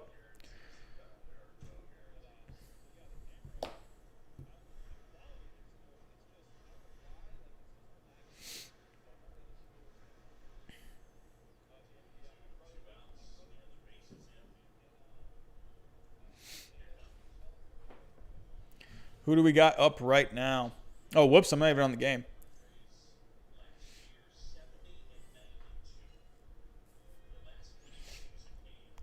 So we got Jorge Ona up right now. Not really too much from him this year. How's he doing this year? So he's only got 10 at-bats so far this year. He's got a home run. Oh, Dustin May. Dustin May with a cutter.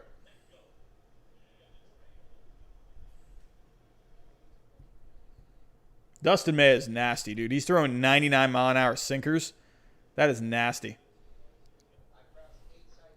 Well, we got Mookie Betts, Corey Seager, and Justin Turner coming up in the next half inning. We're moving into the 5th inning here. It is Dodgers 3, Padres 1. So we got a good game going on today. It is the rubber game. It is the rubber game.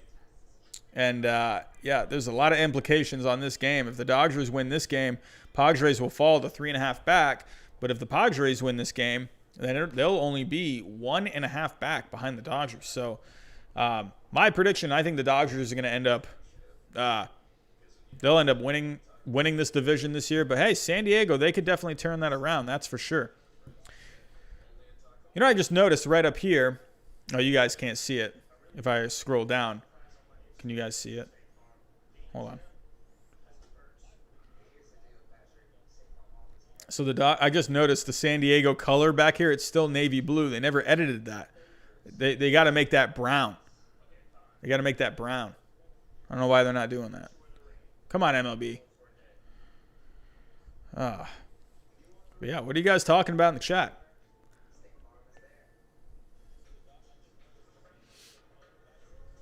No, I live an hour or so from San Diego, and Dodger Stadium is 30 minutes or so from Disneyland and Angel Stadium. That's awesome, man. I'd love to go to Dodger Stadium one day. Oh, youngster, you from the UK? I was actually born in England. I was born in England. I was born in Harrow.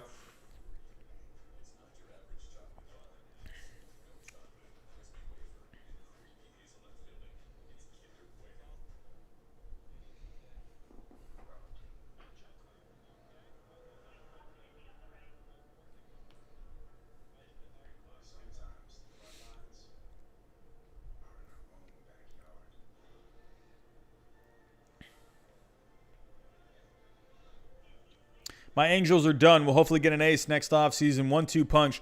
Man, if they can get someone to go alongside Dylan Bundy. Andrew Heaney's actually been okay this year, too. They just need more pitching, man. They need more starting pitching. The Angels have actually been playing better as of late. I believe they're like 7-3 in their last 10 games. Yeah, Eukster, I moved away from England when I was 7 years old. I moved to Massachusetts, so I'm basically a pilgrim. But yeah, I'm the most British person you'll ever meet. I actually just got my citizenship not even 6 months ago. Oh, was it 6 months ago? Like 7 months ago, I got my citizenship. So I just recently became an American citizen. So.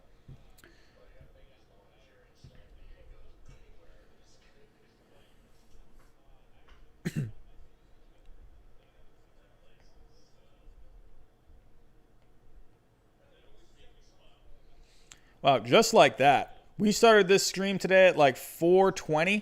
It has already been about an hour and a half. Time flew by. Wow. Oh, wow. Eukster, did you see any of the Red Sox Yankees games that when they played in England last year? I bet that was nuts for all those people over there. They look like they were having a lot of fun. Yeah, I'm actually British. I was born there. But technically, I technically I am a U.S. citizen now. So, well, I'm a dual citizen now. So, congrats on the 2K subs. Thank you, Connor. Appreciate that, man. We're on the road to 3,000 subscribers. So, hopefully we can get to 3,000, man, by the anniversary of this channel. The 1-year anniversary is on December 10th. If we can get to 3,000 by December 10th, that would be insane. That would be insane. Robbie, where do you think Reed Detmers will fit in the Angels pitching rotation? I think eventually he's going to be – he's good, man. He just seems – I don't think he's not going to, break down any walls or anything. He's not going to blow you away. But I think he's going to be I think he's going to be a pretty solid guy for the Angels, whether it's coming out of the bullpen. He gets a lot of strikeouts. So I like Reed Detmers. I think he's going to have a future in the major leagues. Would you be able to run for president? No, Jake, I cannot run for president. I don't believe. I would be a terrible president. My goodness. Me? I am a potato. I would never be able to handle that job. I somehow handle being a second grade teacher. I'm not sure how I even handle that. Alrighty. Well, Dodgers, they got a runner on. Mookie Betts had a single, and he got on to first base. But now they got Corey Seager up. Corey Seager's having a good year, hitting .306, 12 homers, 946 OPS. Corey Seager, man, he's having a good year. I think he's been a big part of the Dodgers' success this year. Very big part. Can I legally run for president? No, I don't even think I can legally run. I think you have to be. Don't you have to be born in the United States? Right? I think you have to be born in the United States. I didn't pay attention in economics that year. Well, not economics, in government. Goodness. We had an economics/government class. So every time I think of that class, I always, for some reason, say economics.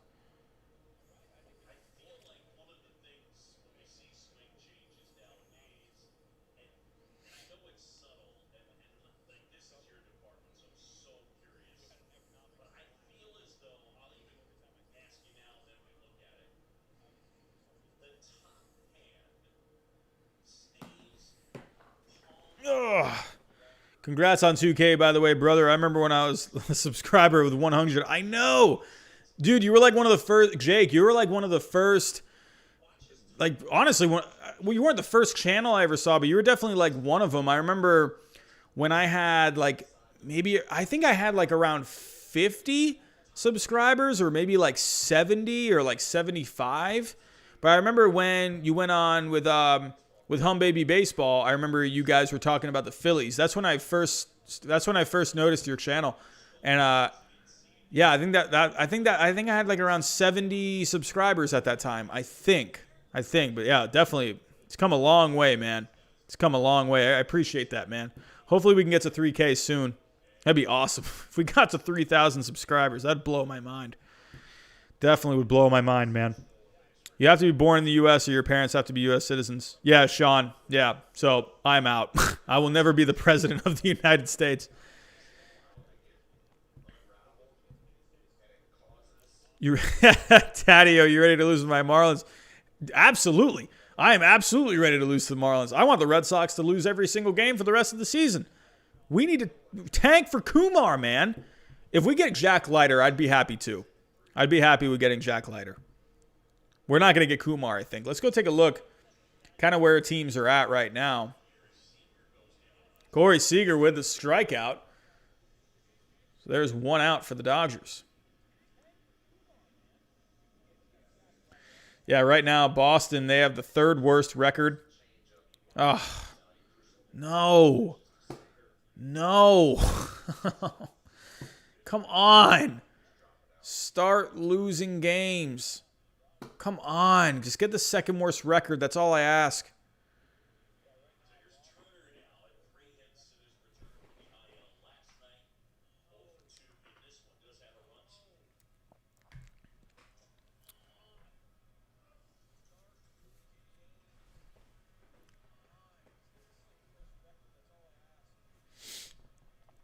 Yeah, Pittsburgh. I think Pittsburgh's gonna get Kumar Rocker, man. I don't see it. I can already see Kumar Rocker in a Pirates jersey. I just already see it. I'm visualizing it in my head. It just looks like a perfect fit. Jack Leiter. Yeah, Jack Leiter in Texas. That kind of looks good in my head too. But Jack Leiter on the Red Sox looks pretty good too. The Red Sox just like the only guy they like recently that I can think of that they've drafted that did well as who actually like made an impact as a starting pitcher, John Lester and Clay Buchholz. And Roger Clemens too, years ago. But at least with Buchholz and Lester, those guys have helped win World Series recently. Those are two huge pieces for the 2013 Red Sox. Yeah, Houck was good last night, man. He looked really good. He was fun. That's like something you haven't seen with like any Red Sox pictures so far this year is just none of them have really been like fun to watch. You had Eovaldi on opening night, but the Red Sox offense scored like 14 that night. And so, I mean, Eovaldi's start kind of like got kind of lost there. But yeah, Houck was probably the most fun start of the season so far. Orioles have been firing up the tank. Don't think there's a shot at Kumar, but hopefully a top 5. I mean, Orioles right now, they are 1, 2, 3, 4, 5, 6, 7, 8, 9. So they have at least a top 10 pick right now. They have at least top 10. So I think that's going to be good for the Orioles. Honestly, like all these teams can benefit. I think the Mets need a top pick. Yeah, the Royals are going to get another top 10. Angels need more draft picks. The fact that the Angels are getting like really good draft picks and they have guys like Mike Trout, and like Anthony Rendon for a little bit. I mean, the Angels, they could be setting themselves up, for some success pretty soon. But let's get back to this game.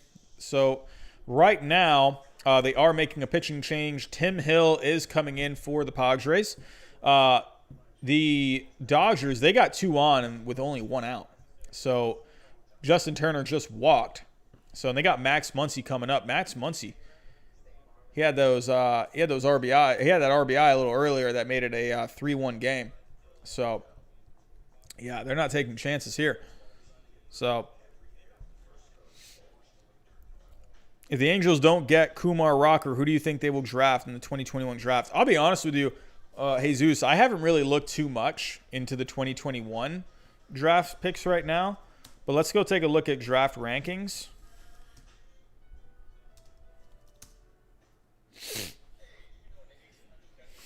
So right now, I like Prospects Live a little better.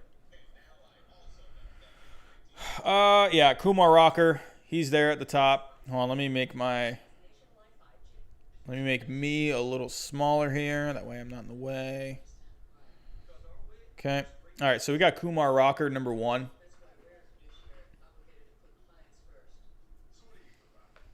Okay, Kumar Rocker, definitely going to go to the Pirates, I think. I don't know why. I just see it. He just looks like a Pirate to me. I don't know. So they got Jude Fabian. I don't know. I think Jack Leiter is going to be 2. I think.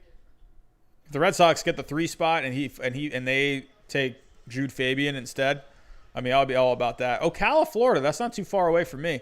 That's about an hour away from me. So Jude Fabian. So right now, let's just say the Angels 1, 2, 3, 4, 5, 6. Let's say the Angels have the 6th pick.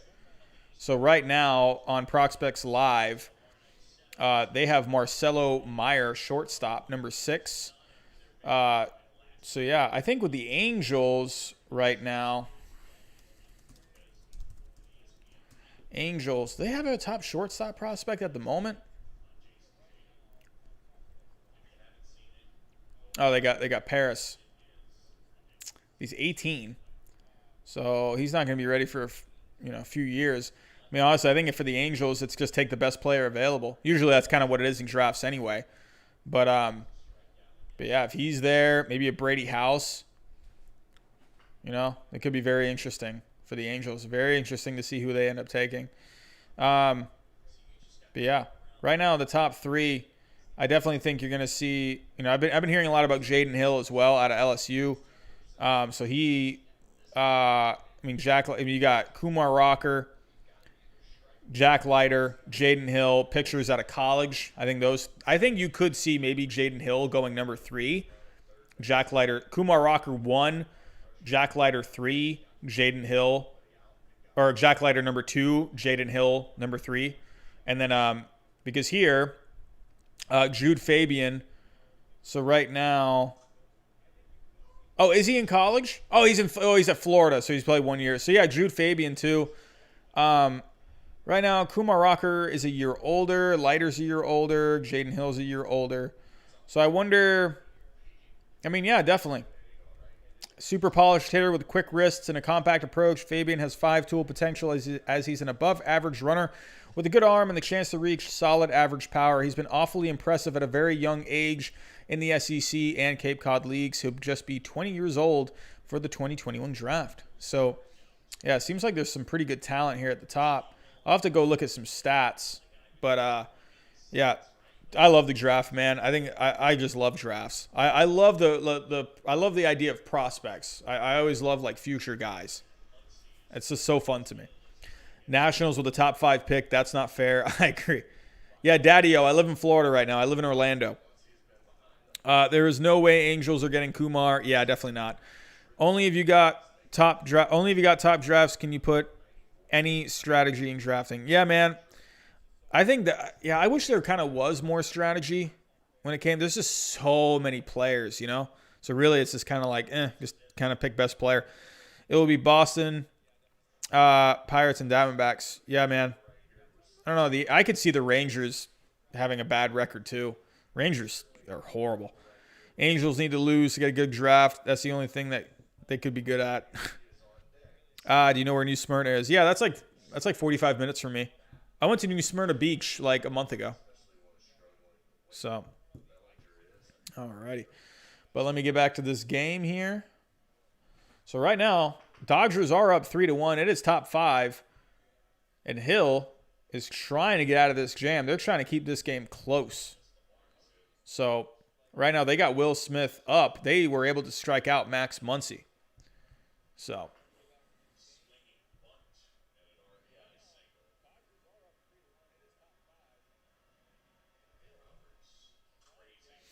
fouls it off.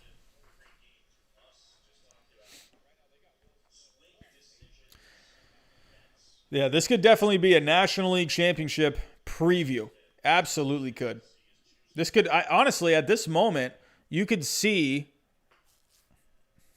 So, Daddy-O, when I was born in England and I moved to Massachusetts when I was 7 years old, and I lived in Massachusetts from 7 years old to just right around when I was 13 years old. So during that time frame, I mean, you could live in Massachusetts for a year and you could just fall in love with the sports there. So, yeah, I became pretty into Boston teams like when I lived in Massachusetts. So everywhere you went, people just talked Red Sox, people talked Patriots, people talked Celtics, people talked Bruins. So it's kind of sports are like religion up in Massachusetts.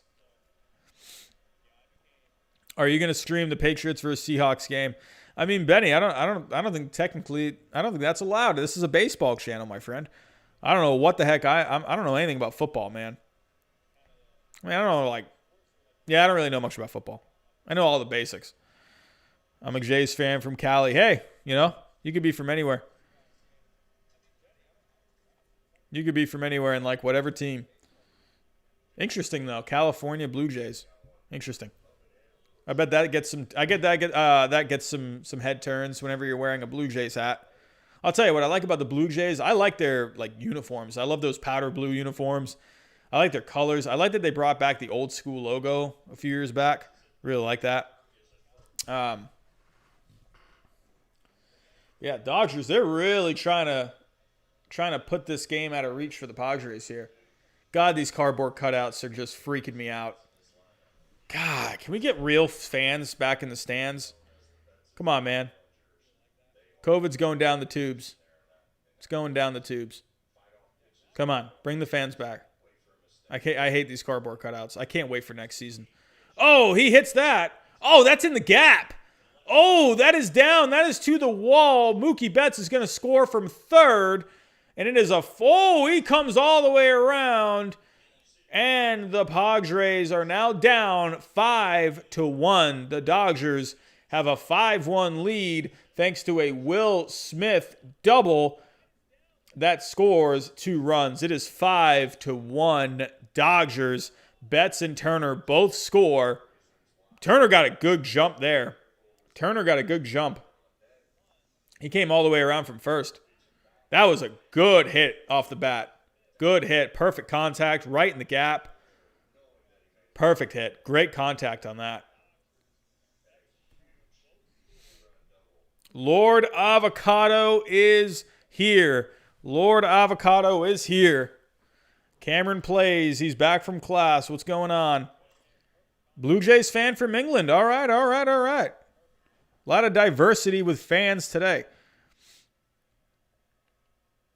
Oh, cricket. I never got into cricket. I never understood cricket. My dad, he does not like cricket at all. I don't know why he doesn't like cricket. He loves soccer. He loves Arsenal.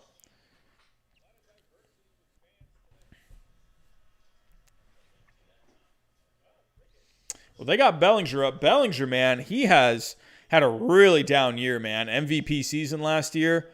213 average, a 695 OPS, 10 home runs. What is going on with Cody Bellinger, man? What is going on with Cody Bellinger?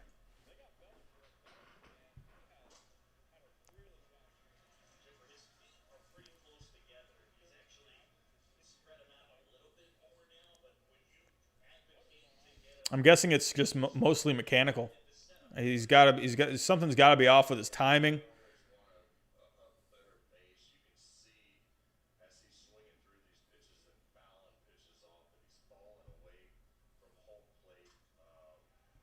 Hey, base hit for Bellinger. There we go.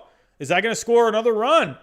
Play at the plate, and that scores another run. Bellinger with a base hit, and the Dodgers have a 6-1 lead. James Scott has arrived. James Scott is here.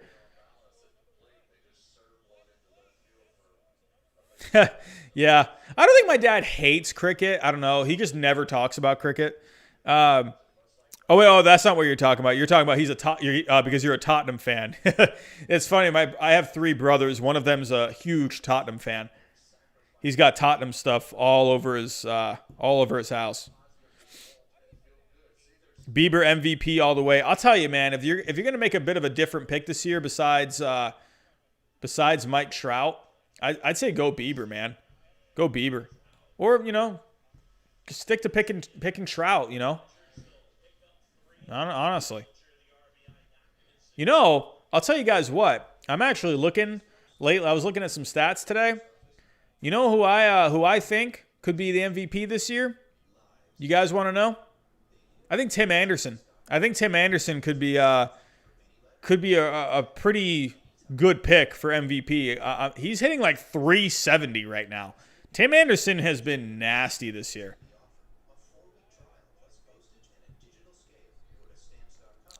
Hey, Robbie, don't you think Kumar's velocity is kind of low for being such an extremely touted prospect? I'll tell you with Kumar, man. I'll tell you,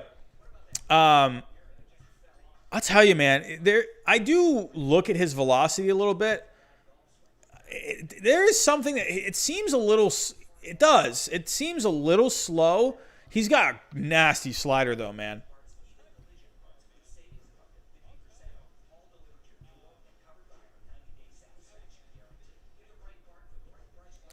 Yeah, Timmy hitting 370. I'll tell you, man. Here, let's go take a look. Fangraphs. Let's go take a look. Fangraphs with the trusty leaderboards. Oops. Here we go. So taking a look at the leaderboards right now. So let's just go to American League. I'm seeing Jose Abreu there too. Robbie, in your opinion, is Mad Bum done? I'll tell you, I don't know what the heck's going on with Madison Bumgarner. Is there any news on him lately? Let me get back to these stats here in a second. My microphone blocks everything. I can't see. Yeah, so rough night last night. What the heck is going on with Madison Bumgarner, man? Baseball Reference, where are you at? Why is Baseball Reference not popping up as one of the first?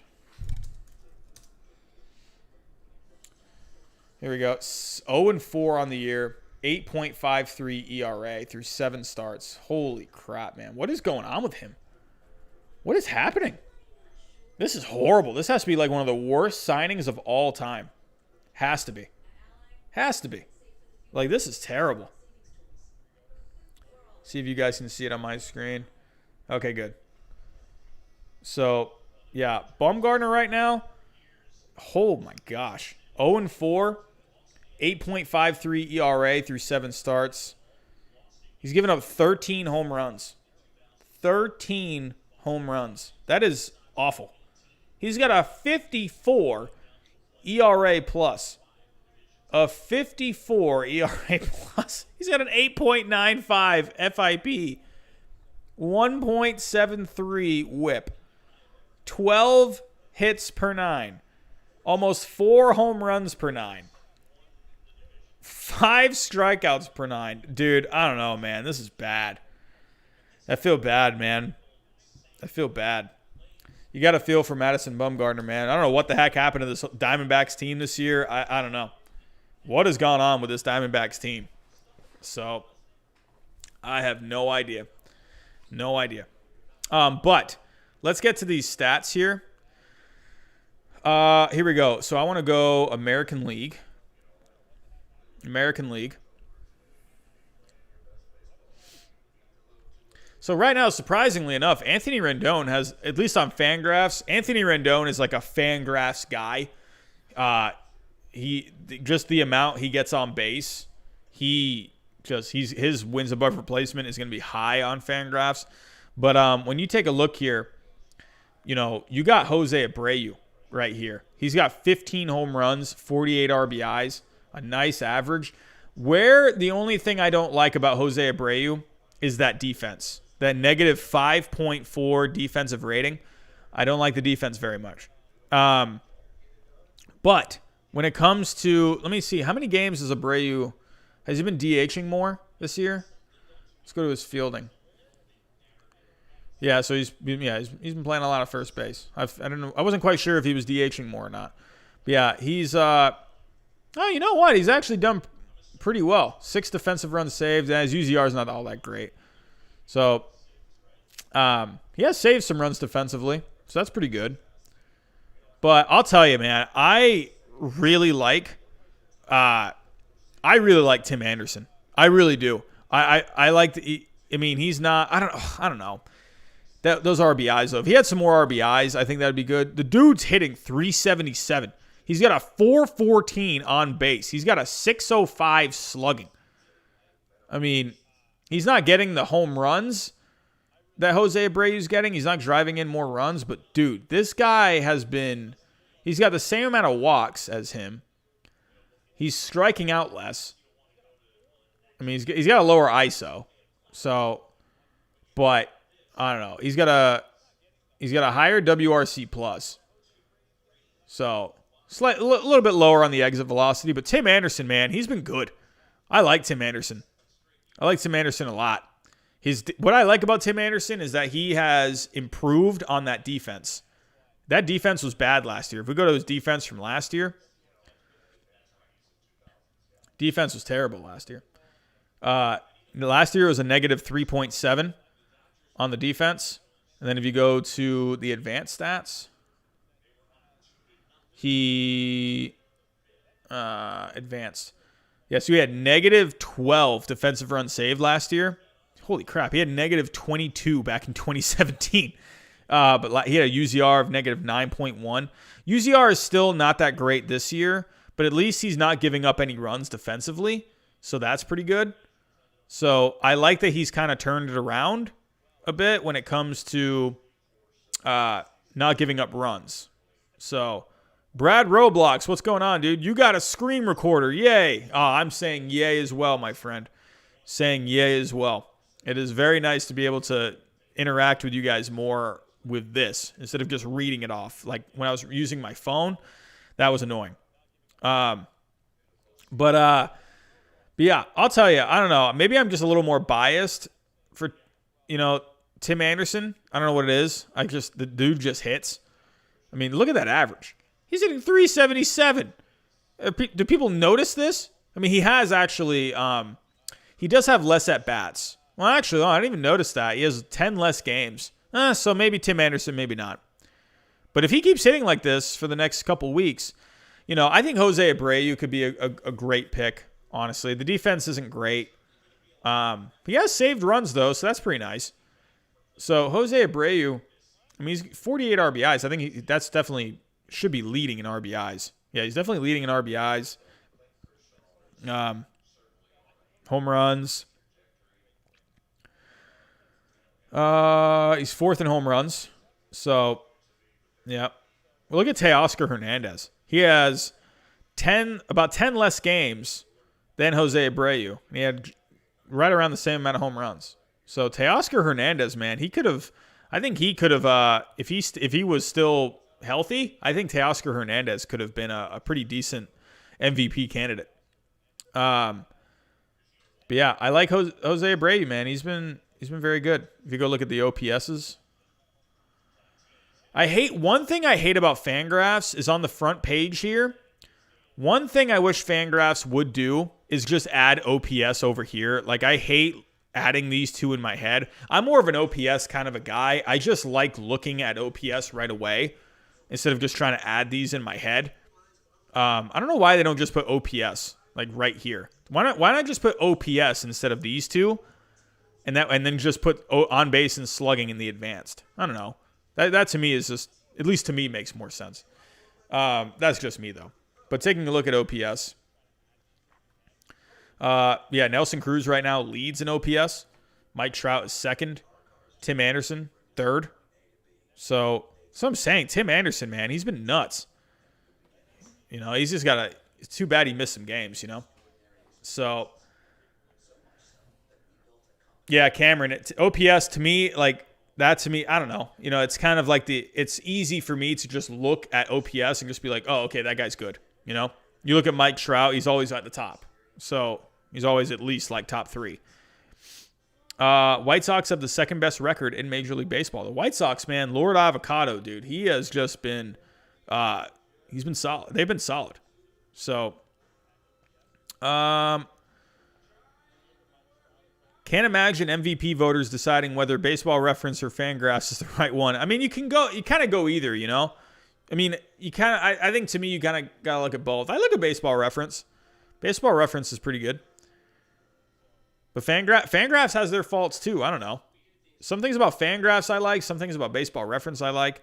So they both just disagree on things. So, like, to me, I don't know. Like, when I look at, if I go to the dashboard here, like, to me, I don't think Anthony Rendon, right? I don't see how he's at the top in wins above replacement. I don't see it.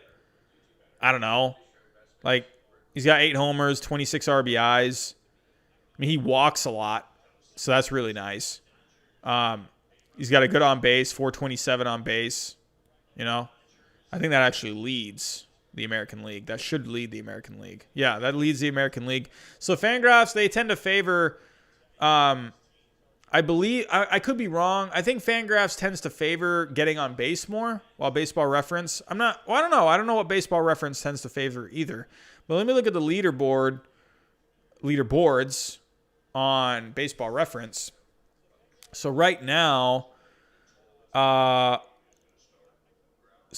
now, they don't even have, or actually, let me look at just position players. So yeah, right now, they have Abreu, number 2. So they have Abreu, number 2. And on, hold on, let me do all leagues. So right now, Fangraphs, they have Fernando Tatis Jr. at number 1. And for position players, they have Mookie Betts number 1. So, and Tatis number 4. I don't necessarily agree with that. I see Mookie. I don't know. I see Fernando Tatis Jr. as just, I think personally, I think he's just been better. Mookie does have a better slugging. He does have a better on base. And he actually has a better average as well. I don't know. I just think with Fernando Tatis Jr., I don't know. I've just liked I've liked his game this year. He's got a few more stolen bases. Mookie Betts does strike out less, so that's pretty good. Fernando Tatis Jr. has a higher ISO, so that's pretty good as well. But yeah.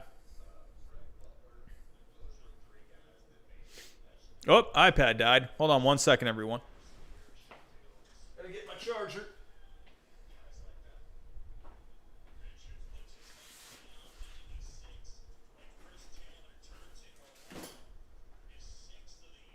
Oh, that's a home run. That's a home run. Who was that? Was that Chris Taylor? Chris Taylor with the home run.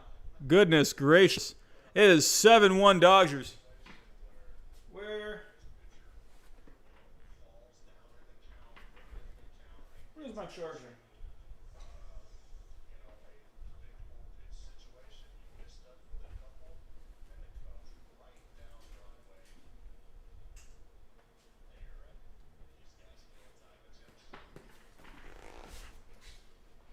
There we go.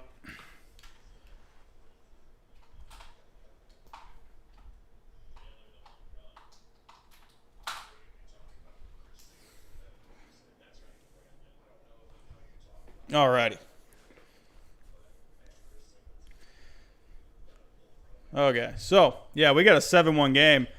Dodgers are basically they've just blown this game open. Dodgers are looking like the superior team, man, and that's kind of what I was thinking. I just think the Dodgers, they're just better. I just think that, man.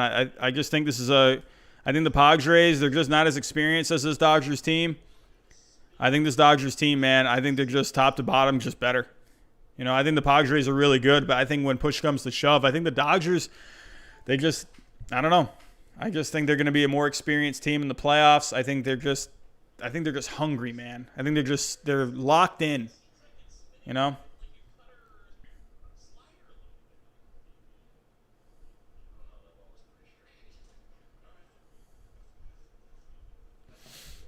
Alrighty. Let me make myself a little bigger here. There we go.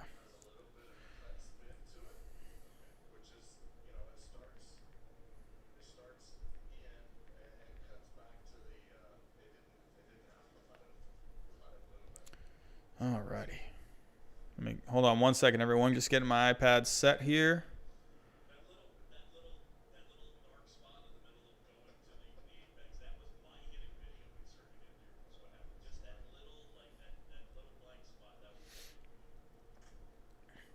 Alrighty.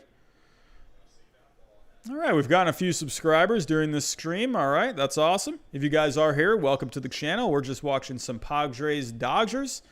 If you guys want to, if you missed anything from earlier, I kind of went over the new playoff schedule for the upcoming playoffs and how there's just no days off at all.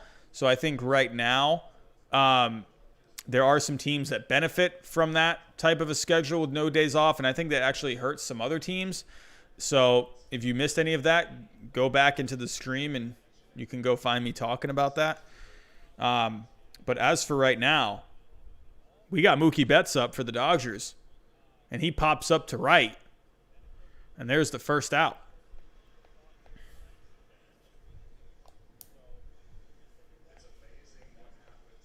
Oh, come on, pencil.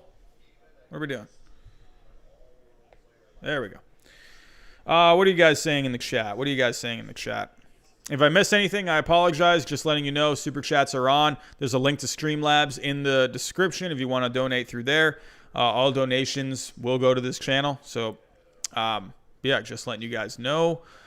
Yeah, DMD. Yeah, they're just not as experienced in the playoffs. I really think, I mean, that's not a statistic you're going to see. Well, yeah, I guess you can say a statistic. The Dodgers have played more playoff games in the last few years. So, but it's not, when it comes to all the normal stats, that's not really something you're going to look at. But I just think the Dodgers, they're just a quality team. I think they're They're more experienced in these situations.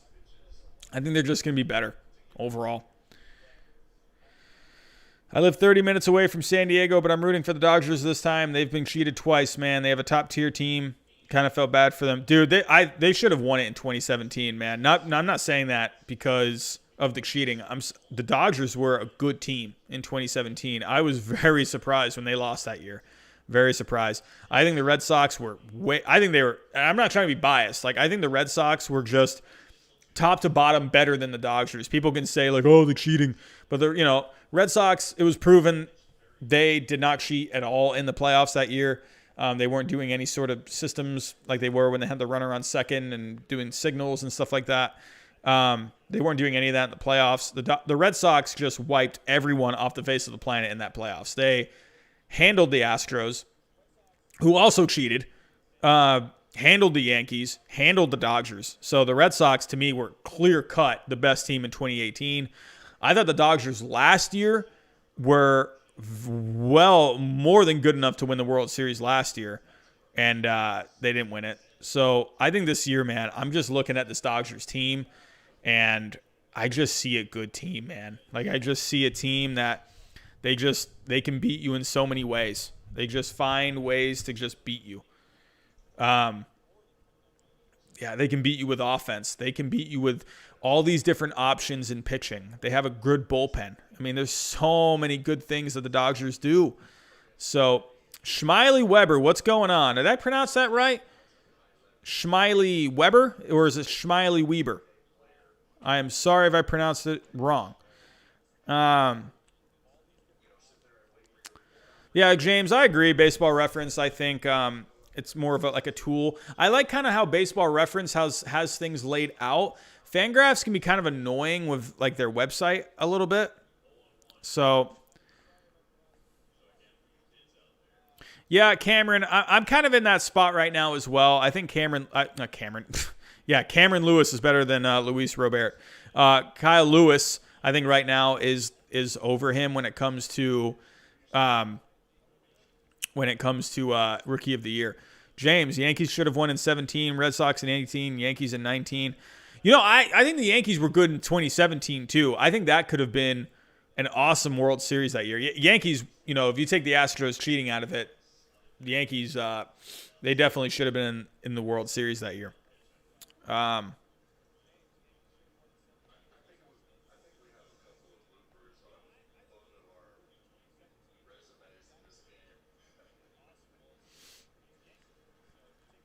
Yeah, Louis. It's not Clue. Luis Robert, I think definitely is a better player. I think right now, just with the stats, I think it's let's go to the rookie stats. Oh, MKB. I think Lewis is just doing better overall stat wise. Could be wrong. So right now, so Kyle Lewis, he has a better OPS. They're right around the same in home runs, right around the same in RBIs. Yeah, Kyle Lewis. Kyle Lewis has a much better on base, way better than Robert. He's got a better average. I think Robert's going to be the better player long term, but Kyle Lewis, when it comes to Rookie of the Year, I think it's Robert. Yeah, Robert is definitely going to be a better player long term. So Robert's not having a bad season by any means. Not having a bad season. 820 OPS, that's pretty good. That's very good. So, yeah. Yeah, I think just Lewis is having a better year this year. So, yeah, I think long term, Robert's going to be the better player. The guy's got superstar all over him. So,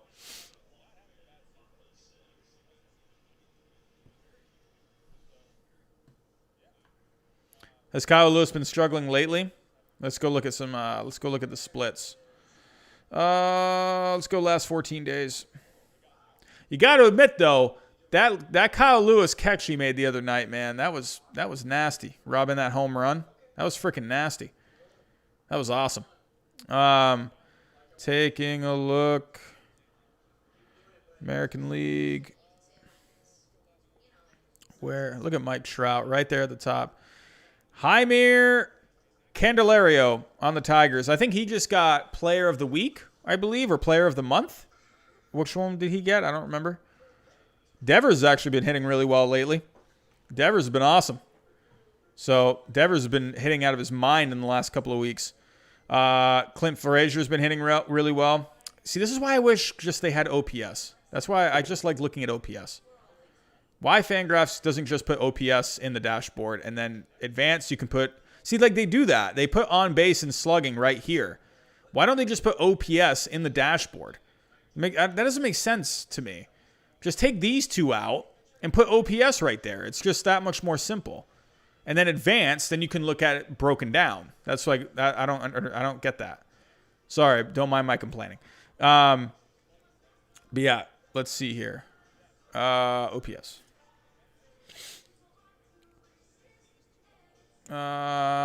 This is last 14 days. Yeah. So Jared Walsh, he's been hitting pretty well lately, hitting very well. DJ Stewart, he's been hitting good. Mike Trout, Lourdes Gurriel Jr. Man, he's been definitely hitting well, especially with Hernandez going down. Mountcastle's been hitting a lot lately. Tim Anderson's been hitting a lot. Look at Bobby Dahlback right there, 9th in OPS in the last 14 days. But yeah, where is Kyle Lewis? Yep, nowhere to be found. Let's go take a look. Kyle Lewis, where are you, my friend?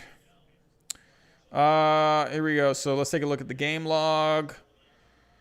Yeah, not really doing too much. Let's type in, hold on. Is there a way I can look at, I guess, splits? How do I just look at a certain time period? I don't know. Whatever. We'll just go to game log. So, can I like select? Oh no, I didn't want to do that. You know what? This is where I like Baseball Reference, because there's one thing about Baseball Reference that I like is how you can kind of like select games and it like averages them out for you. So hold on, let me take a look here. Kyle Lewis. Here we go. Game log. I believe it'll pull up stats, like if you pick a certain time period. So let's take a look. So let's just pick September. There we go. This is what I like about Baseball Reference. It's a little more user-friendly, in my opinion.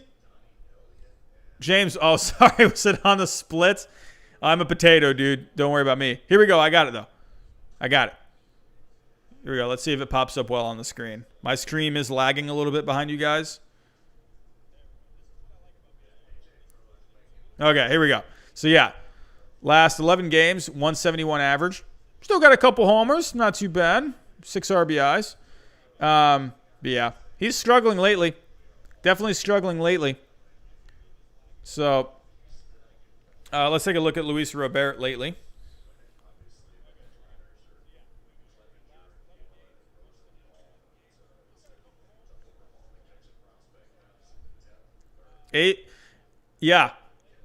Clippers, they choked it, man. You know, the Nuggets are a good team, though.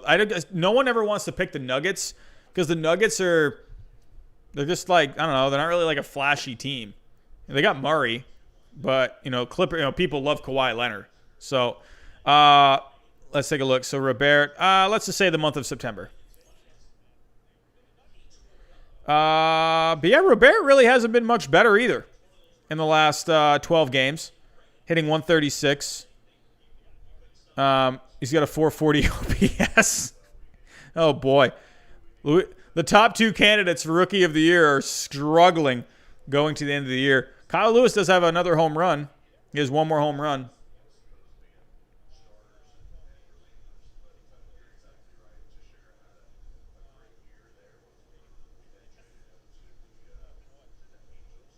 So, but yeah, they're both struggling. Yep, you're right. Yeah, Cameron, you're right. Both struggling. Yeah, James, you're right, man. I think Luis Robert, man, he's definitely going to be a guy that is, I think he's going to be a superstar. I think he's going to be one of the next best players. I think he's going to be great. He's got all the tools. He's going to be a really fun player to watch. I'm excited to watch him over the next 10 years. He's been great. I do think this is Lewis's award. I think personally, as of right now, maybe Robert gets hot over the next couple weeks, and who knows? Maybe he ends up winning it. Definitely could happen. But there we go. So we are moving back into this game, and Will Myers strikes out swinging. Dustin May has been pitching awesome for the Dodgers today. Out of the bullpen, he's been pitching awesome. He's got 4 innings. He's only given up 1 hit. He's struck out 3. Struck out. Strucken's not a word. What am I talking about? He has struck out 3. But they're giving us an update here. Nationals, Rays. What do you know? The Rays finding ways to get ahead in games. See, the guy on ESPN just said Brandon Lowe. I think he said Lowe. If he did say Lowe, I don't feel too bad about mispronunciating his name in my video a couple of days ago. Speaking of videos, everyone, if any of you missed my Mariners video I did last night, I'm just letting you guys know. I made a video on the Mariners last night. It was only 5-6 minutes long, but it did not do very good. It did not get any views at all. If any of you have missed that video and you kind of want to take a look at the Mariners lately, definitely go give that video a look, man. That video did not do good. It's only at 200 views. So that made me severely depressed, and I cried myself to sleep. So, yeah. So if you guys want to check out some Mariners stuff, it's there. DMD, yes, thank you. I saw you did comment. So hold on one second, everyone. I'm going to turn on a couple lights.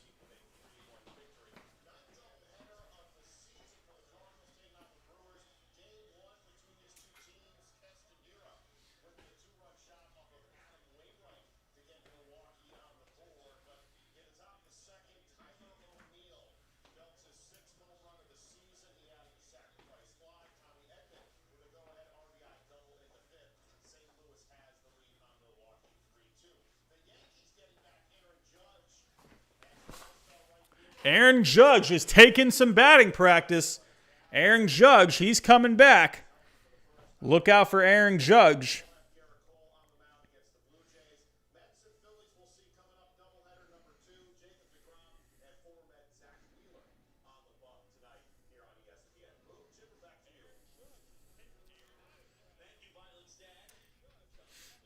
So, yeah, here are the updated standings. We were kind of taking a look at them earlier.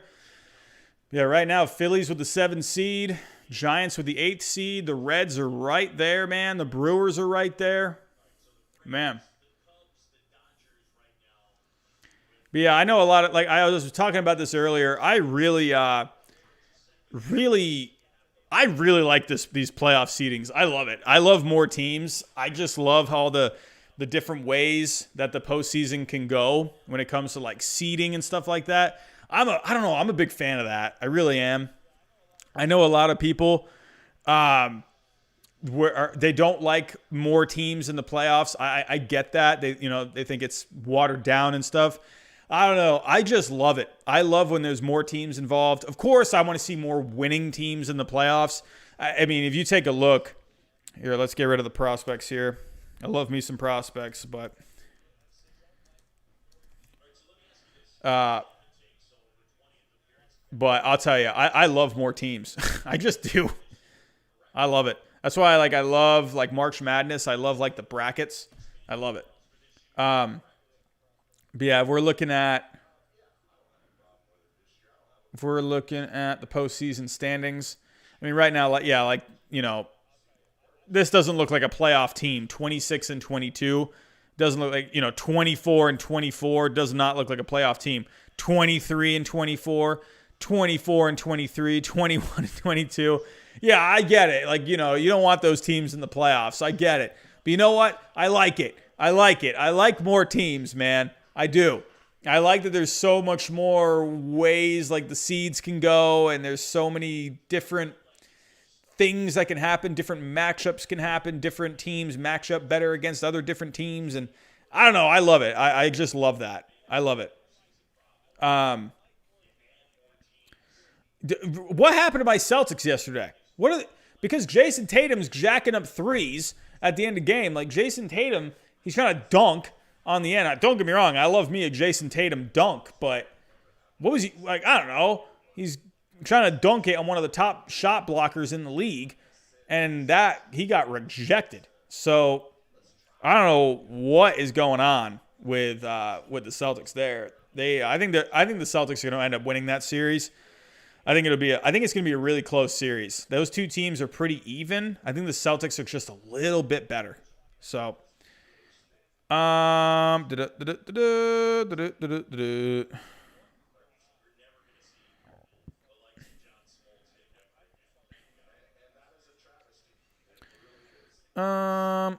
so OPS is on base. Euchster, OPS is on base and slugging.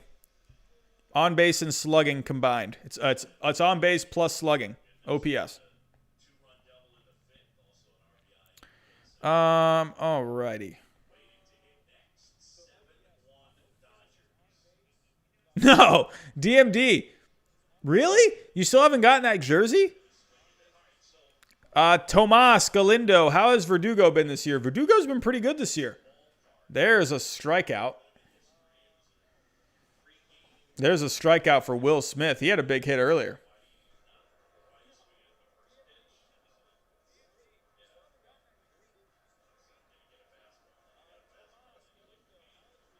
Yep. Will Smith. He's got a few RBIs tonight. Strikes out swinging. It's 7-1. 7-1 here. I'm not really seeing many more chances for the Dodgers. But they got Craig Stammen on the mound. He's in mop-up duty right now. Bellinger, these are important at-bats for Cody Bellinger, man. He's really trying to get himself in check. He's trying to get himself going for the playoffs. To think the Dodgers have played this well this year, and they don't even have their MVP guy, right? That's crazy.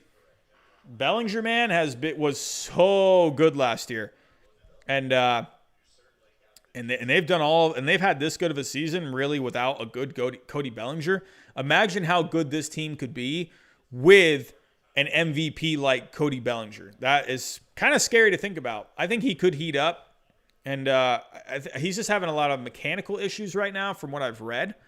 So he's just kind of off with his timing. He's just kind of off all over the place, and he's really trying to fix it. So, yeah. About to say, he looked like he had a pretty good swing on that one. He just kind of hit it right to second base. So, we are moving into the bottom of the seventh.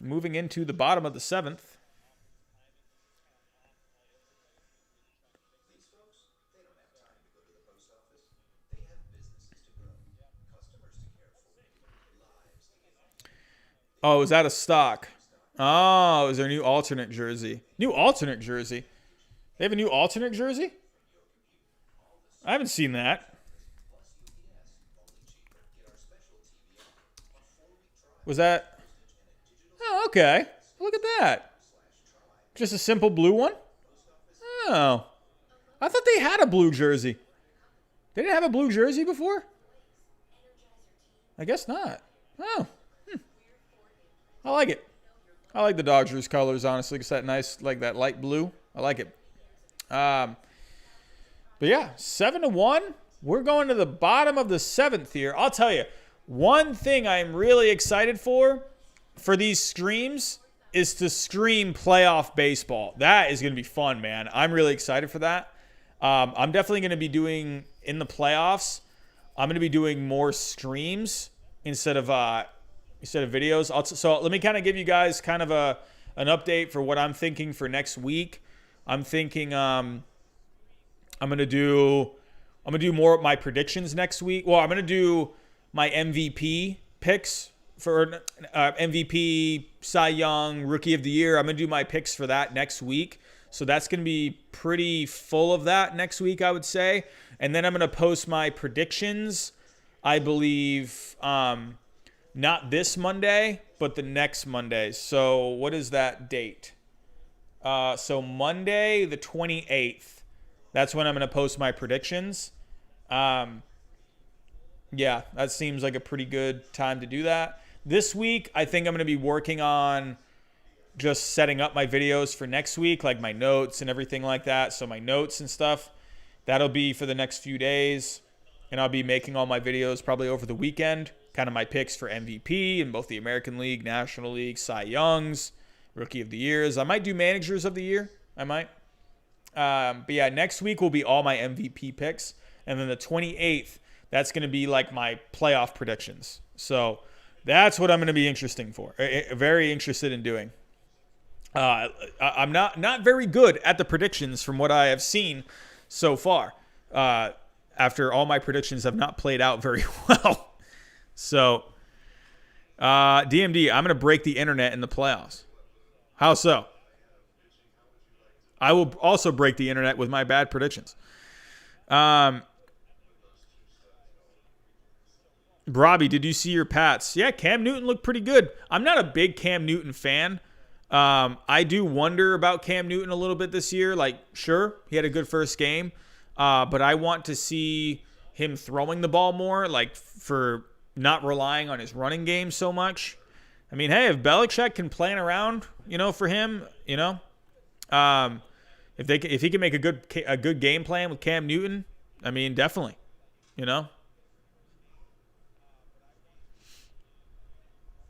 May is doing good for my fantasy team. Good pickup there. Let's go check on my fantasy team. Let's go take a look at what is going on. I'm in the playoffs right now. So let's take a look here. I am getting my behind kicked at the moment. Let's make this a little smaller. Yeah, so right now, I'm not looking too good. I am down. This guy is getting his hiney whooped. He is freaking down by... I can't math right now. He's down by 52. But me, I am not looking too hot either. I am down by 35. 25. No, 35. 35. So, not looking too good right now. But let's take a look. How is my team looking so far?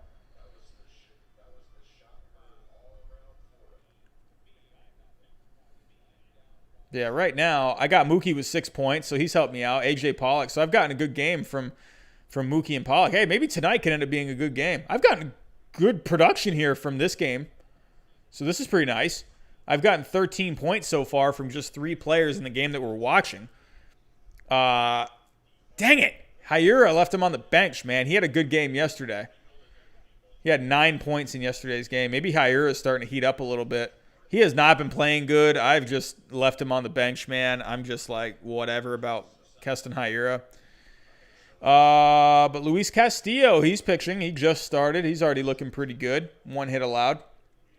Luis Castillo, he's going against the Pirates tonight. And I got Giolito going. This is going to be a good matchup. Giolito against Jake Odorizzi. That's going to be a good matchup tonight with the Twins and the White Sox. Great matchup. But yeah, I also got Brady Singer tonight against the Detroit Tigers. Brady Singer has been going off as of late. Well, just in his last start. 34 points. So I'm hoping he keeps up that hot streak against the Tigers. That was against, who was that against? That was against the Indians. So he did that against a better Indians team. So I'm hoping Brady Singer keeps it going. So we'll have to wait and see, man. I am here to win a championship. I took 5 years off of fantasy baseball, and I am back. And I'm back with a vengeance, and I'm trying to win a championship after taking 5 years off. So, I don't know. What a comeback story that would be. Am I right? Am I right? No, I suck. I'm not going to win. But, yeah, I don't know. This game's getting kind of boring right now. Padres aren't really making any noise. Dustin May is pitching awesome, though. He is pitching great. Have Dustin May close out this game. How many pitches is he at? Dustin May, how many pitches have you thrown, my friend? He's probably getting up there. I mean, he's only at 62 pitches right now. Have Dustin May finish this game. Come on. Have him finish the game. That'd be awesome. I like Dustin May a lot, man. He's at 4 innings. Have Dustin May finish this game. That'd be awesome. End up getting 7 innings. What can you imagine? Dustin May with 7 innings. Struck him out. Got a strikeout. But Dustin May, he got 7 innings and he comes in the 3rd inning. That's funny. Dustin May's had some really good stuff tonight. Had some great stuff tonight. James Scott will be back.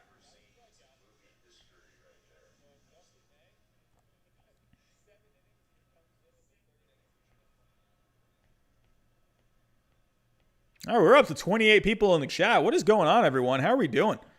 How are we doing?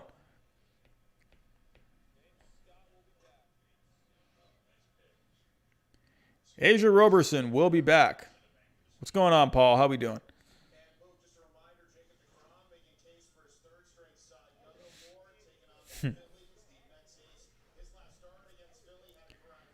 Manteca, what's going on? Is it Manteca? Mantessa?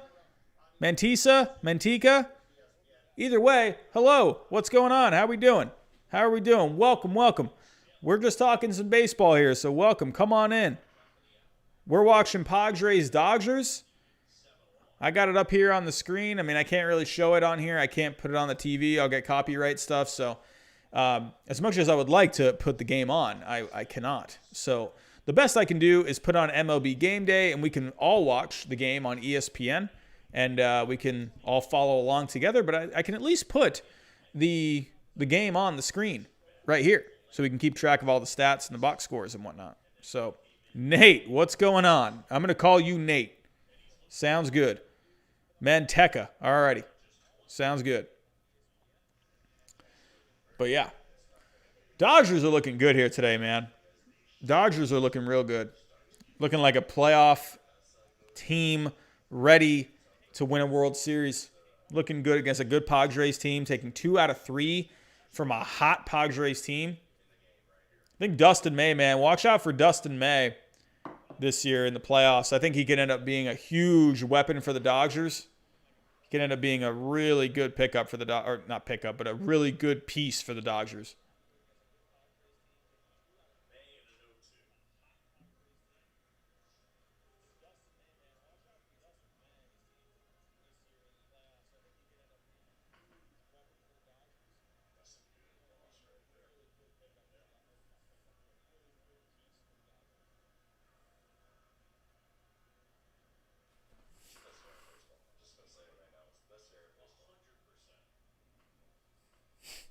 Hold on one second.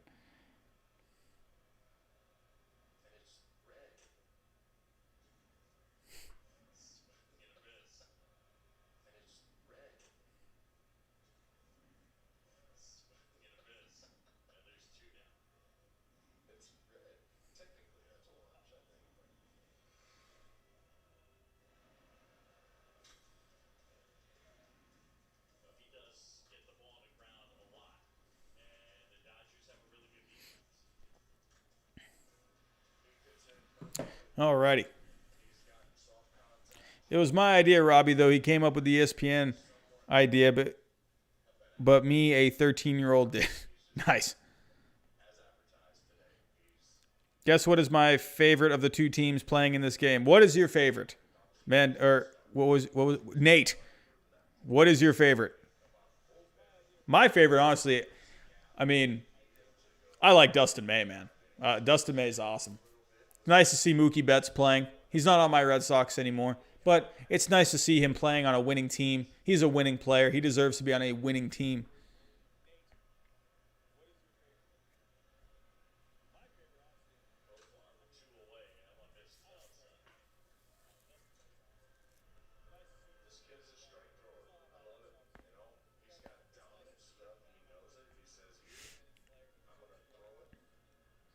Man, the ESPN, man, they're like so behind on the game. It's saying right now, Jerickson Profar, he's already got a ball in play and there's runs scoring. Did he just hit a home run?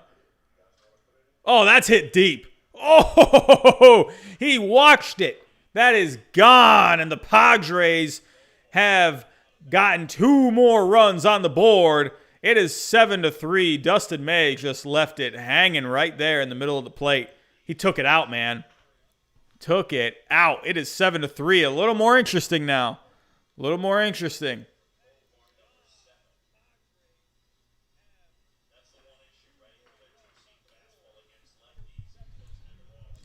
Nate. I'm going to say Mookie Betts. Is that your favorite? I'm going to say Mookie. Jerickson Profar, man. Big home run there for the Padres.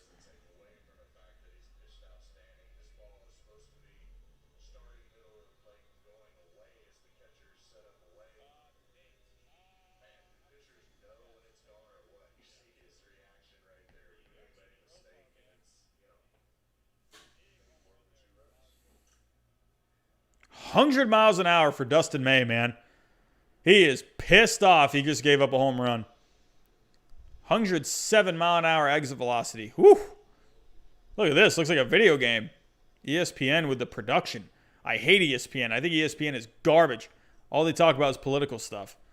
That looked pretty cool.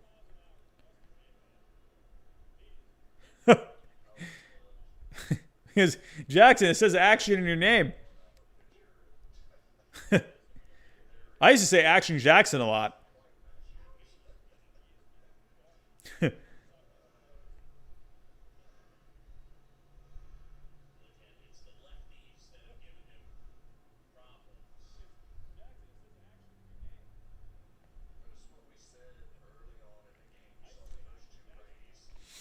Yeah, Trent Grisham at Davis at one point. He was a higher Brewers prospect. You're right, Jackson. I've been calling you Jackson, I feel like, lately. I used to say Action Jackson. Bellinger. Okay. Yeah, Bellinger's a good player, man. He's slumping this year, though. He needs to get it together for the playoffs.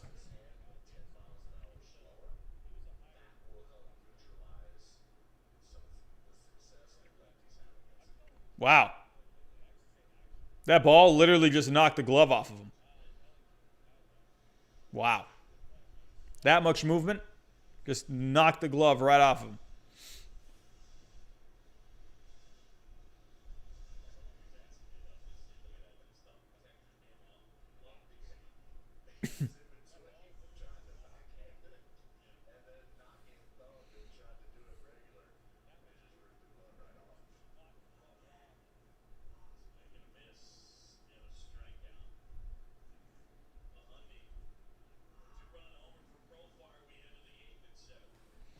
Heading to the eighth. Heading to the eighth.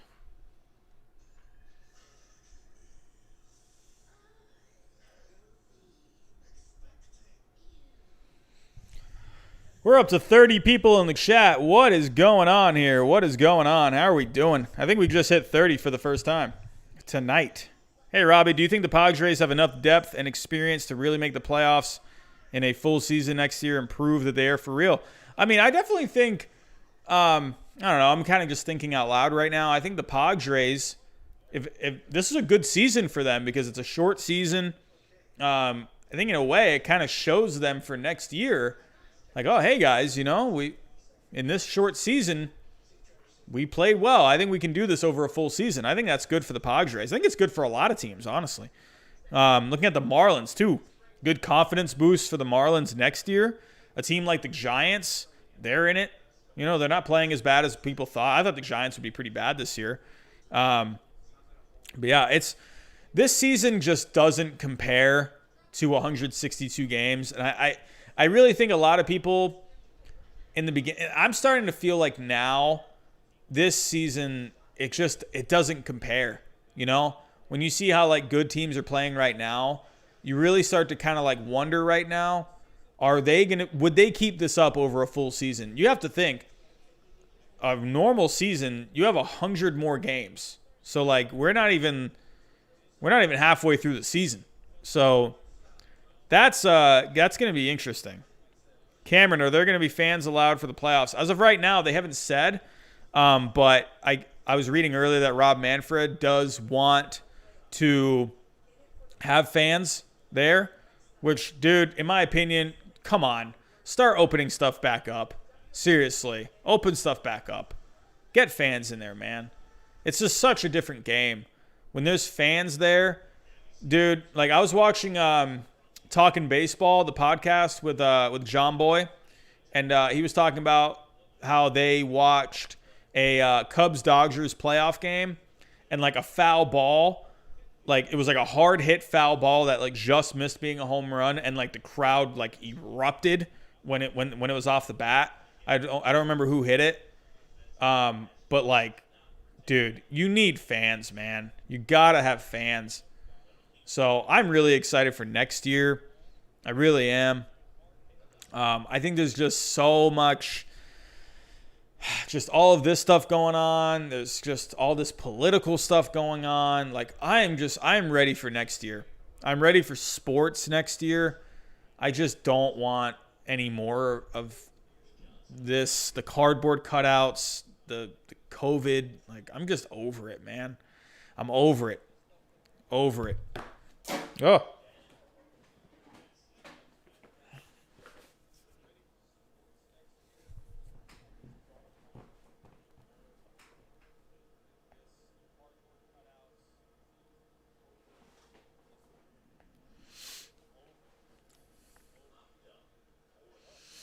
Oh, Moreland with the pop-up. There we go. Mixie 2 bags. Trevor Rogers not pitching well. Yeah, let's go take a look at some other games. Let's go see what's kind of going on right now. So it looks like games are just about to start. But yeah. So right now, St. Louis, they have a 4-2 lead over the Brewers. They ended up taking that lead back. Yeah, Mitch Moreland in a Padres jersey, man. Looks right. Looks decent. Looks decent. Yeah, really, I don't know. Other than that, really the only game that's just started was you got the Red Sox and the Marlins right now. You know, I'll tell you, with the Red Sox next year, I mean, I could be getting a little in over my head right now, but I think there is potential for the Red Sox next year. I really do. I think there's some decent pieces on that team. Next year, you're going to have Chris Sale coming back at some point, whether like June, July, maybe July, like August, maybe. You know, I think there's going to be some potential next year. I think I really like the way Tanner Houck looked last night. You're going to have Eduardo Rodriguez back next year. The Red Sox have just had no pitching. I think there's some decent pieces for the bullpen. You know, I really like it. Verdugo's been really good this year. Oh, there's a base hit. No, look at Will Myers running that down, man. Will Myers with a good catch. 2 down in the top of the 8th. But yeah, I really liked. I'm kind of maybe getting myself a little excited for the Red Sox next year. I don't think they're going to do anything next year. But I mean, who knows? Who knows? Chaim Bloom, man, I think you give him. He's had a full season now, Chaim Bloom. He had that offseason last year. He got rid of Mookie. You know, I think you give him an offseason this year, like with some more flexibility. I mean, I don't know. I think the Red Sox could end up being pretty decent. Pretty decent. Hey, Nate. Liked and subbed. Thank you, my friend. Thank you. But yeah, overall, I am pretty excited for the Red Sox next year. I'm excited to see some young guys. You got Bobby Dahlbeck playing a full season. That's going to be fun. Maybe Tristan Cassis can come up next year. That'd be fun. So the Red Sox have some good pieces. Maybe, I mean, who knows what they're going to do with Benintendi. I'm excited for this offseason for the Red Sox. I really am.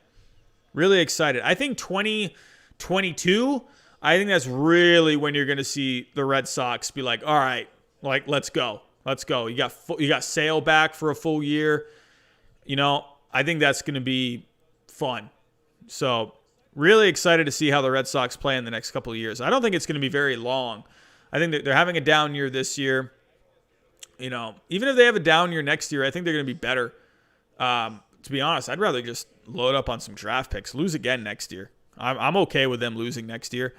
Do you think JD leaves? I think you're going to see something happen with JD Martinez after he decides what to do with his contract, because he has the opt-out. So that's going to be interesting, I think, with JD Martinez. So I think that's why he didn't go anywhere at the trade deadline this past year. He has the opt-out. So I don't think teams really want to give. I mean, I think if anything, some teams offered like a pretty like low prospect for him, and they just said like, it's not worth it. So there was like really no point trading him. I mean, of course, I would have loved to have seen it, but I mean, once you kind of got to it, they probably just didn't get an offer for JD Martinez that was even worth it. And so if he does opt in for next season, then, if he ends up hitting better over the next couple of weeks, then I think he'll have more value for a team next year, especially with the the National League probably getting more or getting the DH full time next year. So I think he'll have more value in the offseason. I just don't think he really had like any value at all this trade deadline.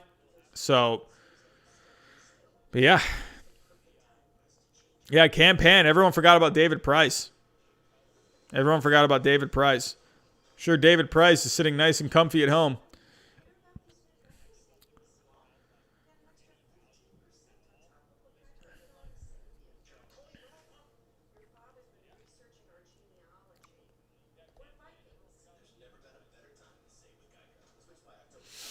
All righty, we're moving into the bottom of the 8th. Dustin May is still on the mound. Dustin May did give up the home run in the last inning. But overall, Dustin May has still had a pretty good day. 5 innings out of the bullpen. Basically a start. I'm wondering why they did it like that. I'm guessing maybe they wanted him to warm up more. I'm guessing. It's an interesting approach. I like it. But Dustin May's done very well. 5 innings. 6 strikeouts. Just gave up the home run. So, Dustin May's been pretty good. Oh, is the playoff bubble official? Is it official? Did they announce it? Where are they announcing that? ESPN? Where are you seeing that?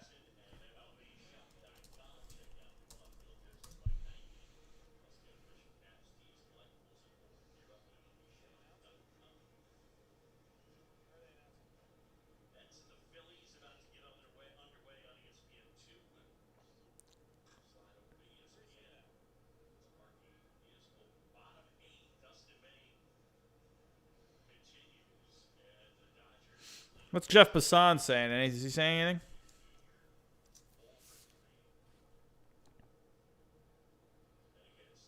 What is Jeff Passan saying? I like looking at his tweets. What does that mean? Bam.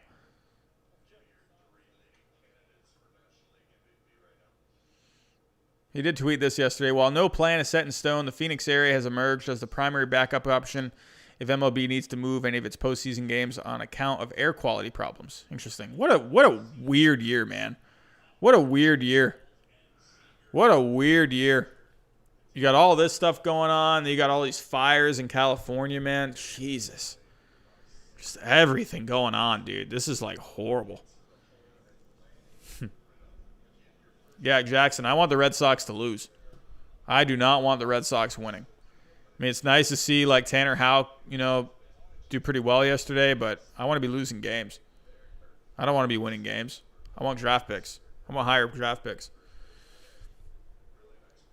Tatis Jr. grounds out. Manny Machado is up. Dustin May still throwing 98, and it still looks just effortless. Manny Machado is having a good year this year, man. Having a good year. Oh, he hits that deep. Oh, that's deep. That's gone. 7-4. Wow, look at the Padres. They're coming back. Dustin May giving up a couple of homers. Wow, one to Jerickson Profar and now one to Manny Machado. It didn't look like a home run off the bat. But once you looked at it, it was gone.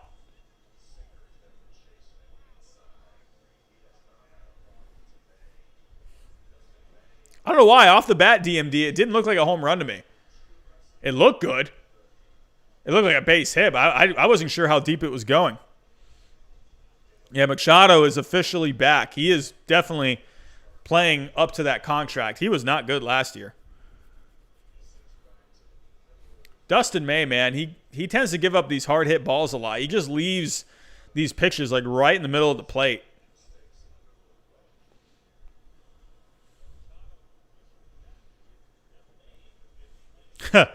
Red Sox announcer. I'd mispronounce so many names. It would be terrible. It'd be terrible.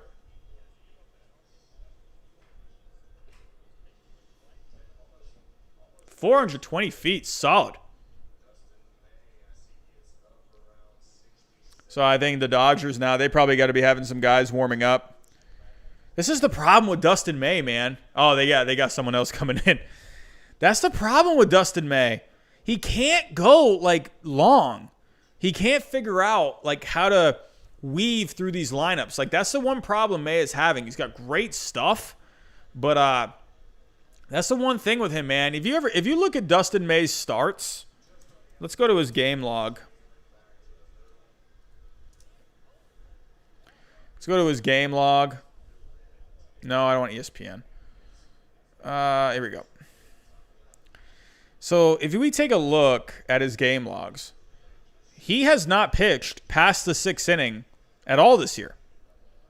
He's gone 6 innings 3 times. So, yeah, he's just not figuring out like how to go deeper into these games. I don't know why. So, well, once again, he only gets 5. I mean, he was out of the bullpen today, but it was pretty much like a start. But, yeah. So, Dustin May makes it. He couldn't get out of it. 7-4 now. 7-4. Padres are making this a game. And they only got 1 out here in the 8th. Hold on 1 second, everyone.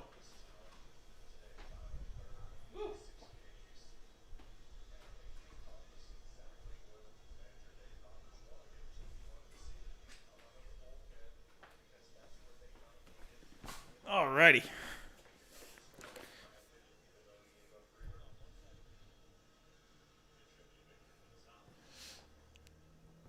DMD, Robbie, what other announcers do you like? I mean, I love Don Orsillo and Jerry Remy. Don Orsillo, Jerry Remy. I mean, I'm biased towards them, of course, because I'm a Red Sox fan, but they're just they were so good.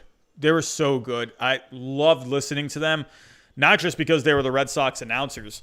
They were just so fun to listen to. They were so engaging.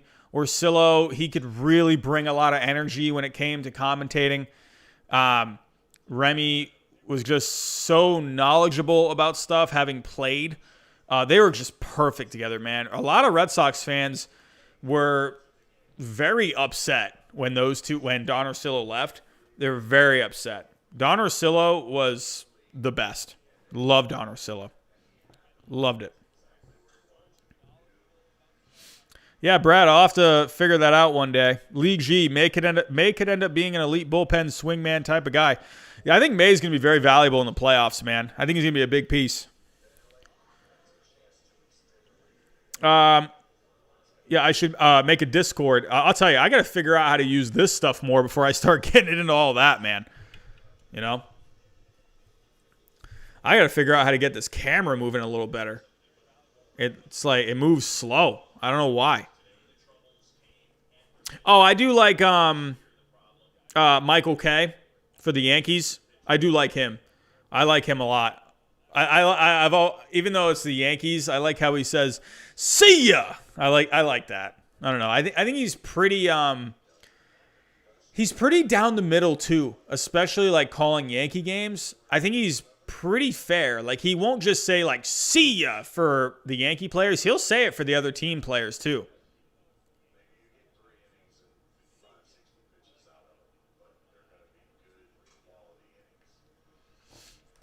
Yeah, we got Will Myers back up. Will Myers, 2 outs here in the bottom of the 8th. Padres looking to get another run, maybe 2, maybe 3 across the board here.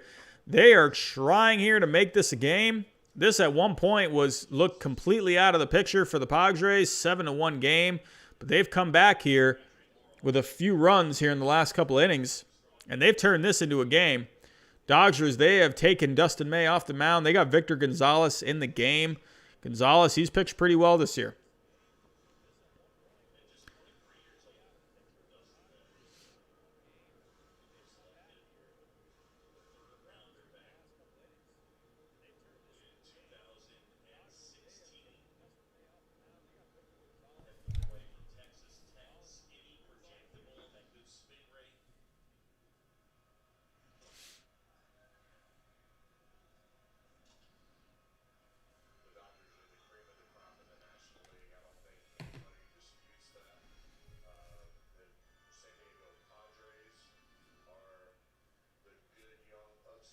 They got Emilio Pagan warming up here in the bullpen.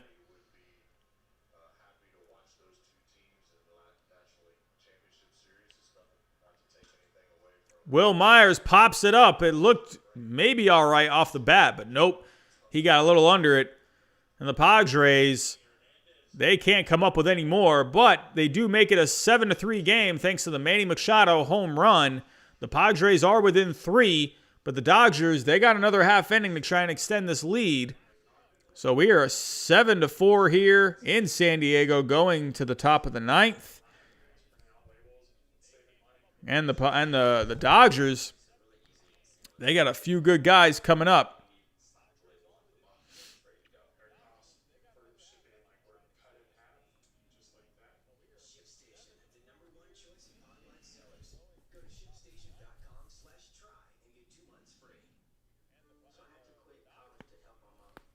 Oh, yeah, I like that one too, Cameron.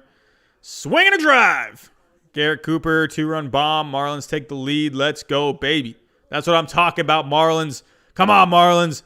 Kick my Red Sox's ass. I want draft picks. Give me the draft picks.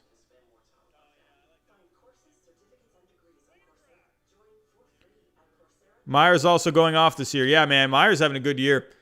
I'm glad, man.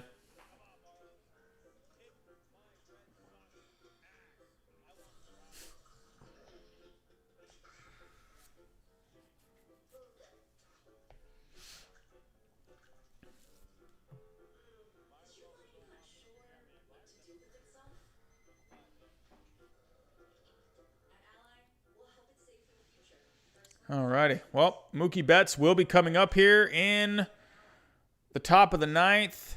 Emilio Pagan. These guys know each other last year. Pagan with the Rays, Betts on the Red Sox. So these guys have seen each other before, I think. So, but Mookie Betts, man, he's having a great year. Let's take a look at Mookie Betts. Mookie Betts, man. Could Mookie Betts win the MVP? Could Mookie Betts win the MVP? Let's take a look. Mookie Betts game log.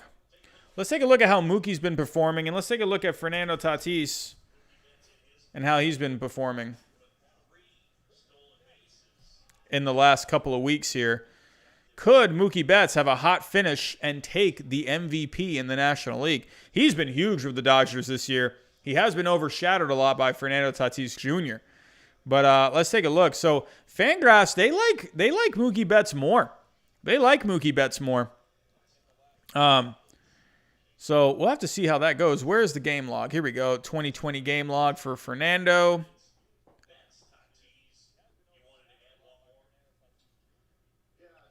So Mookie, or no, is this Fernando? Yeah, Fernando. So Fernando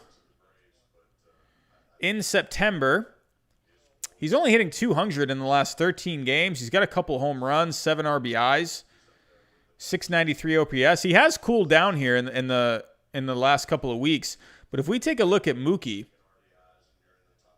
let's take a look at Mookie here. I feel like Mookie's been hitting really well. He's been getting me a lot of points on fantasy. Here we go. No, come back. 2020.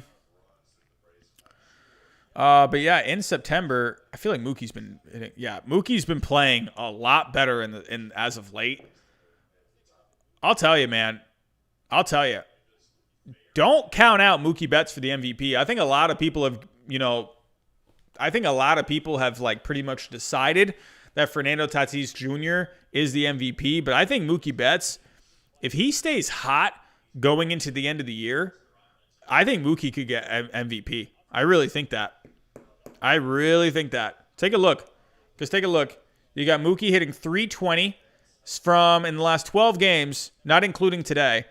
He was hitting 320. He's got 4 home runs, 9 RBIs in his last 50 at-bats, 962 OPS. But if you look at Fernando Tatis Jr. in the month of September, only hitting 200 in his last 13 games. I mean, couple home runs, 7 RBIs. Here, I'll make this even. Let's go September 3rd. So, yeah, last 12 games, 711 OPS, 214 average. But then if you look at Mookie Betts in the last 12, 320 average, 962 OPS, more home runs, more RBIs, a better slugging, better on base. I think Mookie Betts could end up winning this award. Really. I really think that. Hugo, do you miss Mookie on the Red Sox? I do. I think short term I do, but I think long term I think it was going to be best for the Red Sox to move on. I don't know. I'm not a big believer in like these big contracts. I'm really not. I don't like all these big contracts, like these like $300 million contracts, $350 million contracts. I don't know. You look at the huge contract Mike Trout got. What is Mike Trout doing? I mean, he hasn't got anything. You know, Manny Machado getting a huge contract. I mean, that's only 1 year in, but yeah, I don't know. I don't believe in these big contracts. I really don't. It doesn't really prove or it hasn't really proved that it helps winning championships. So, you know, not a big believer in it. So yeah, I do miss Mookie because I liked watching him play, but at the same time, I mean, the problem with the Red Sox last year, even with Mookie, wasn't the offense. Mookie wouldn't have made it any better, you know, Mookie was there, and they still didn't win anything. They had no pitching. That's the thing with the Red Sox. If the Red Sox are pitching, then they're going to be good. How are you liking Verdugo? Verdugo's been good. Let's pull up his stats.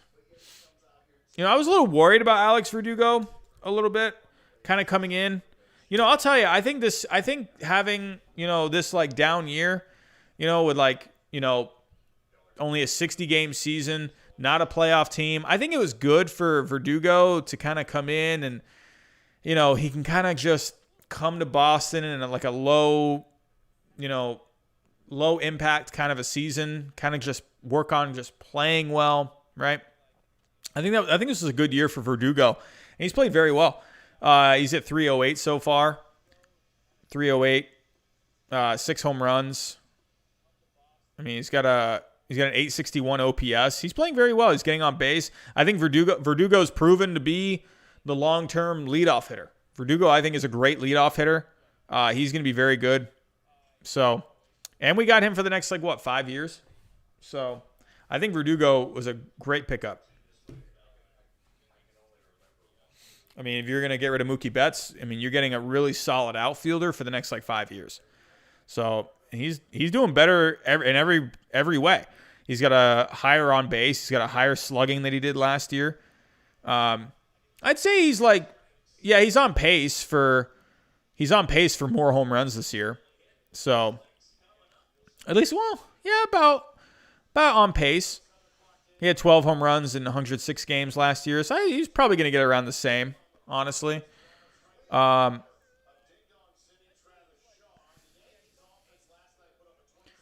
the Yankees have already gone deep.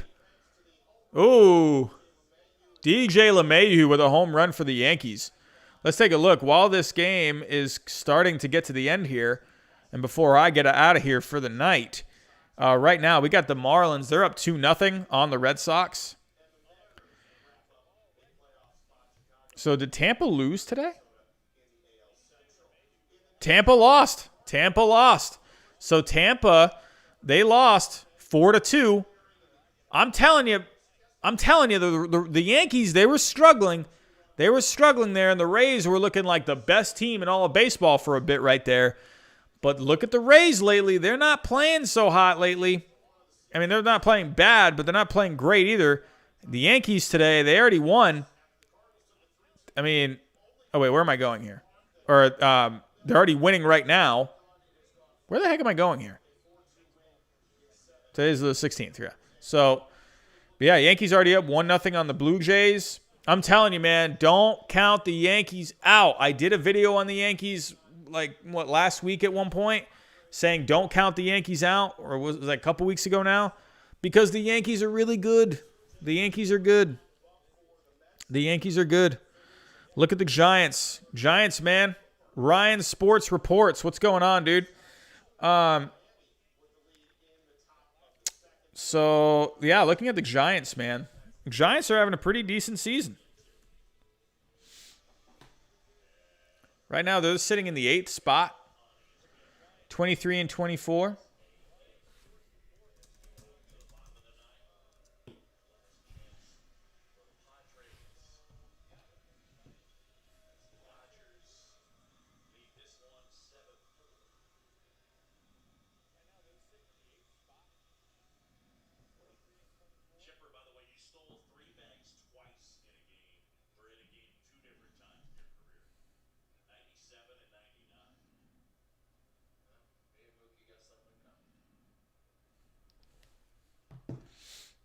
Alrighty, so yeah, Giants this year, they've been having, for the most part, a pretty solid season.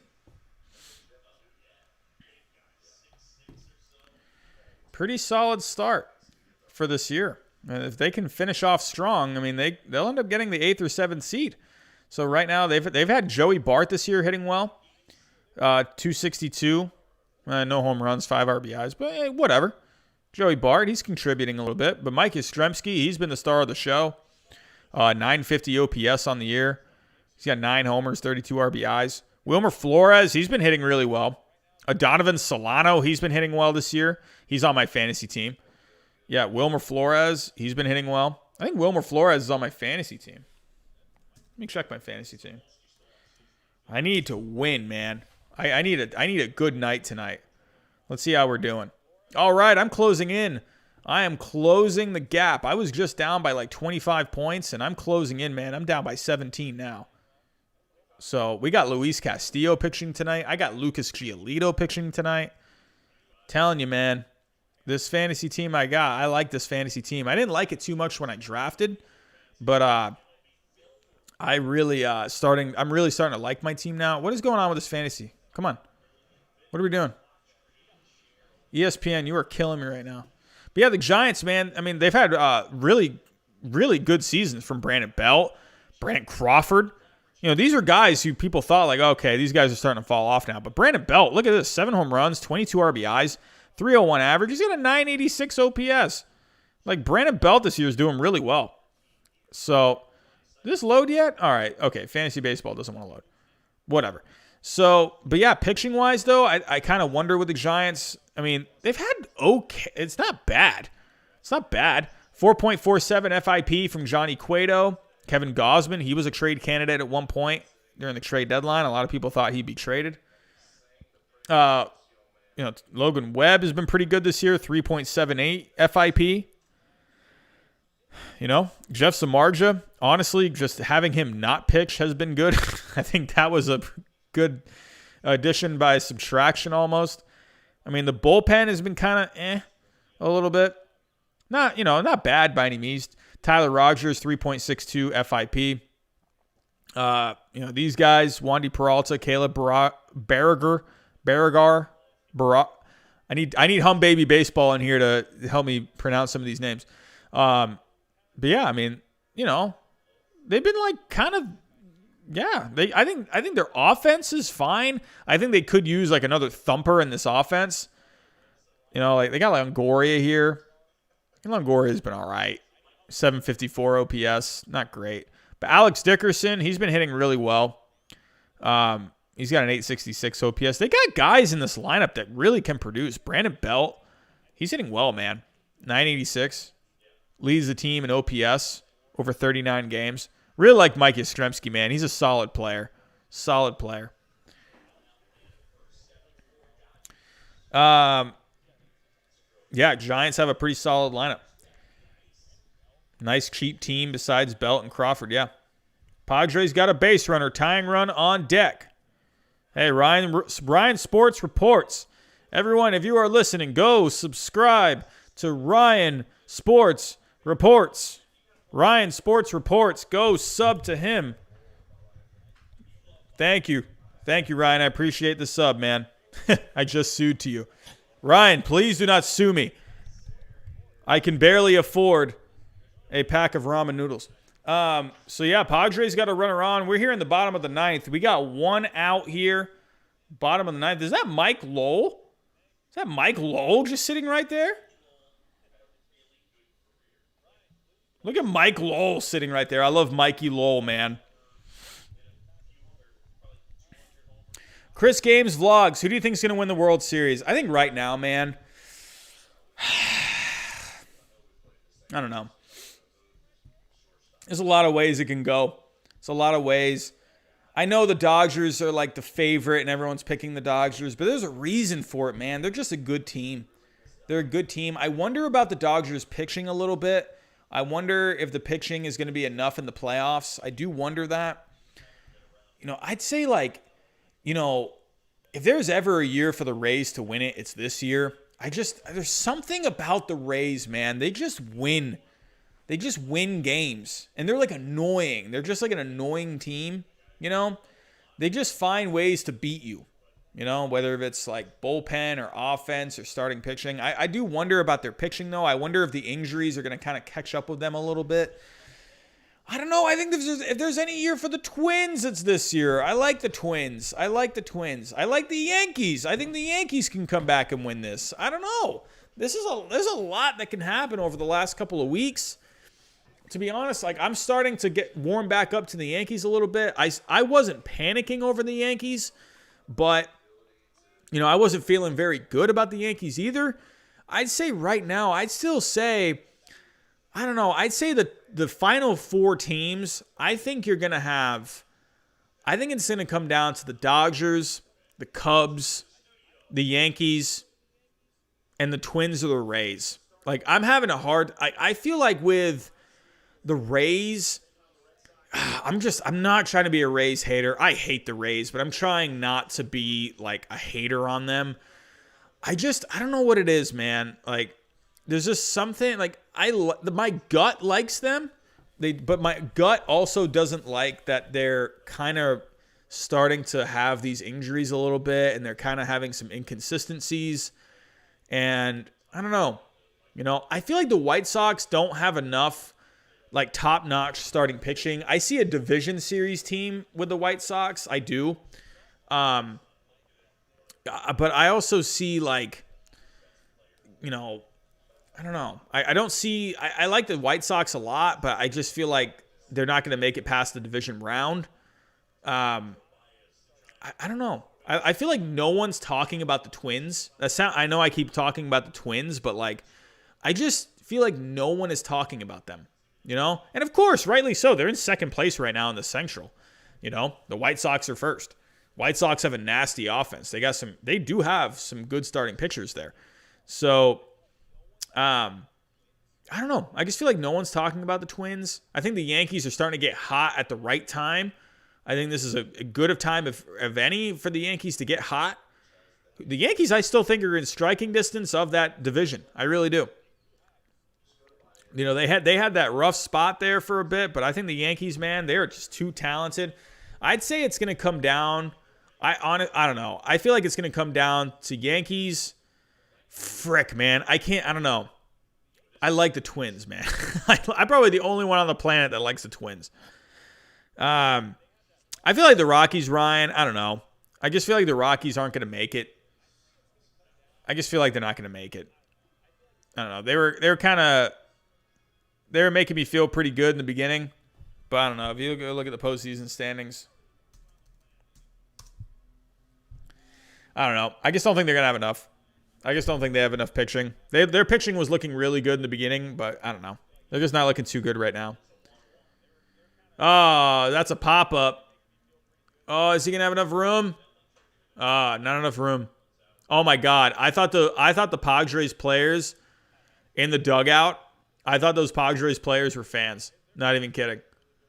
Ugh. That makes me miss fans, man. Am I the only one that's just sick of these cardboard cutouts? Am I the only one?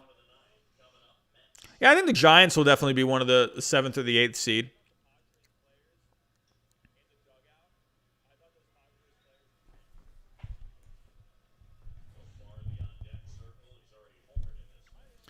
But the Padres, they are down to the last 2 outs. They got Profar on deck. They got Francisco Mejia up to the plate right now.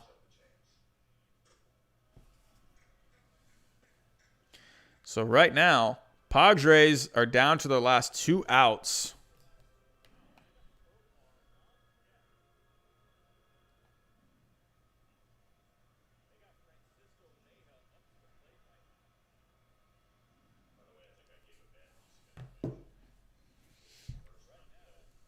Padres trying to make something happen.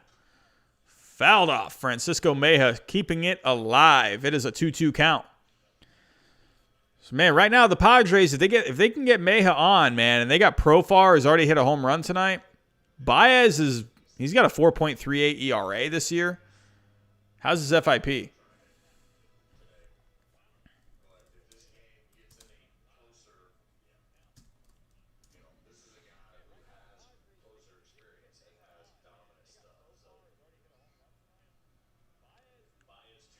Yeah, Baez actually, his FIP is not looking too good.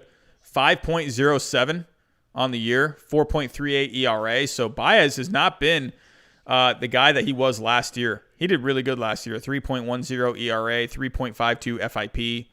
But yeah, so Baez here, he's trying to lock this down.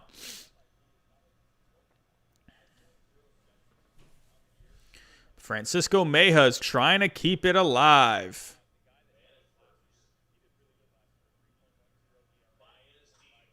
Oh, Mejia off the bat.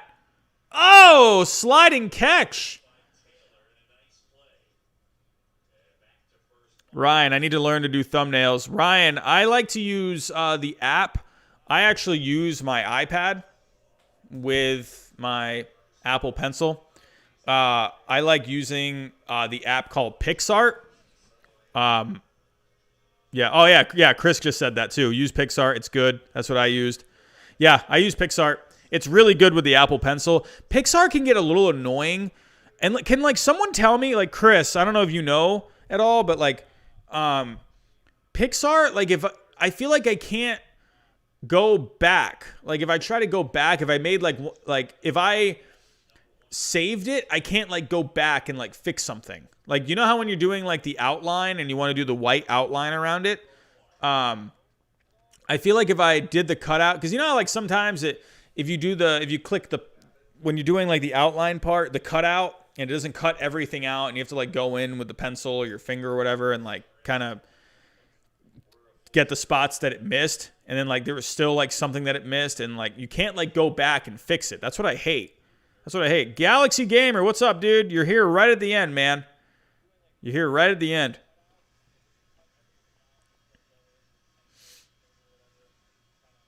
Jerickson Profar is trying to keep this game alive. 1-1 count. Profar has already got a home run today. He's having a pretty decent season, 770 OPS. He's got 7 home runs on the year. Profar is trying to keep this game alive. Oh, that's a strike on the outer corner. That's a changeup.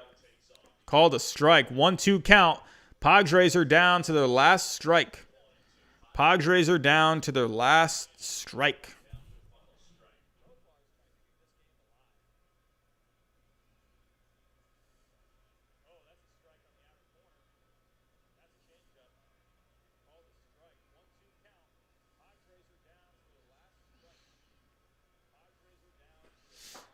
Profar is looking to keep this game alive.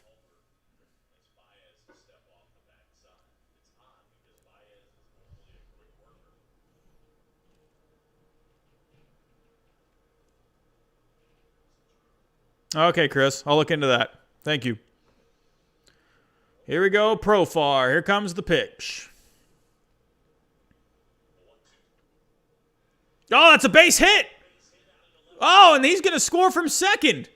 And the Padres are still alive. It is 7-5. Pedro Baez has not been as crisp as he was last year, but the Padres are still fighting here in the latter half of this game. Hey, Robbie, before you leave, just want to say thanks for making that M's video yesterday. No problem, my friend. No problem. The Mariners deserved a video.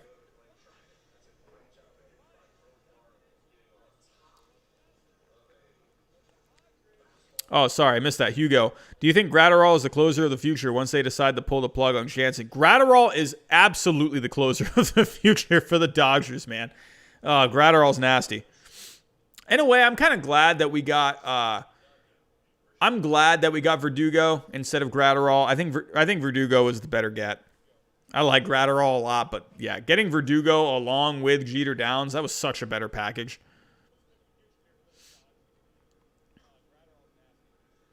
Oh, Grisham pops it up. Oh, he weakly popped it up, and that's the game. Oh, Grisham. Oh, he swung on the first pitch. What was that? And that's the ball game, folks. Grisham pops up to third, and that's the game.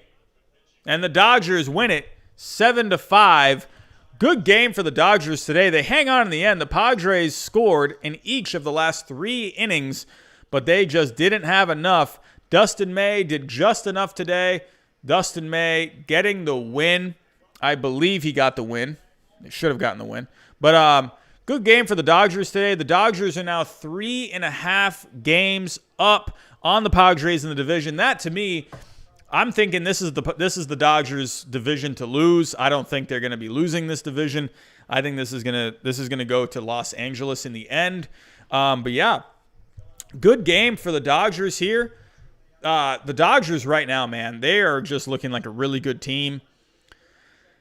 I mean, when you just look at the way they can hit, when you look at the way they can pitch, bullpen, they got all these different kind of guys. Dustin May. It seems like Dustin May right now, he can't seem to get past like the 5th or the 6th inning. But Dustin May, I think come playoff time, I think he's going to be very valuable. Starting games, opening games, coming out of the bullpen, whatever it may be. I really think Dustin May is going to be a really big piece for this Dodgers team in the playoffs.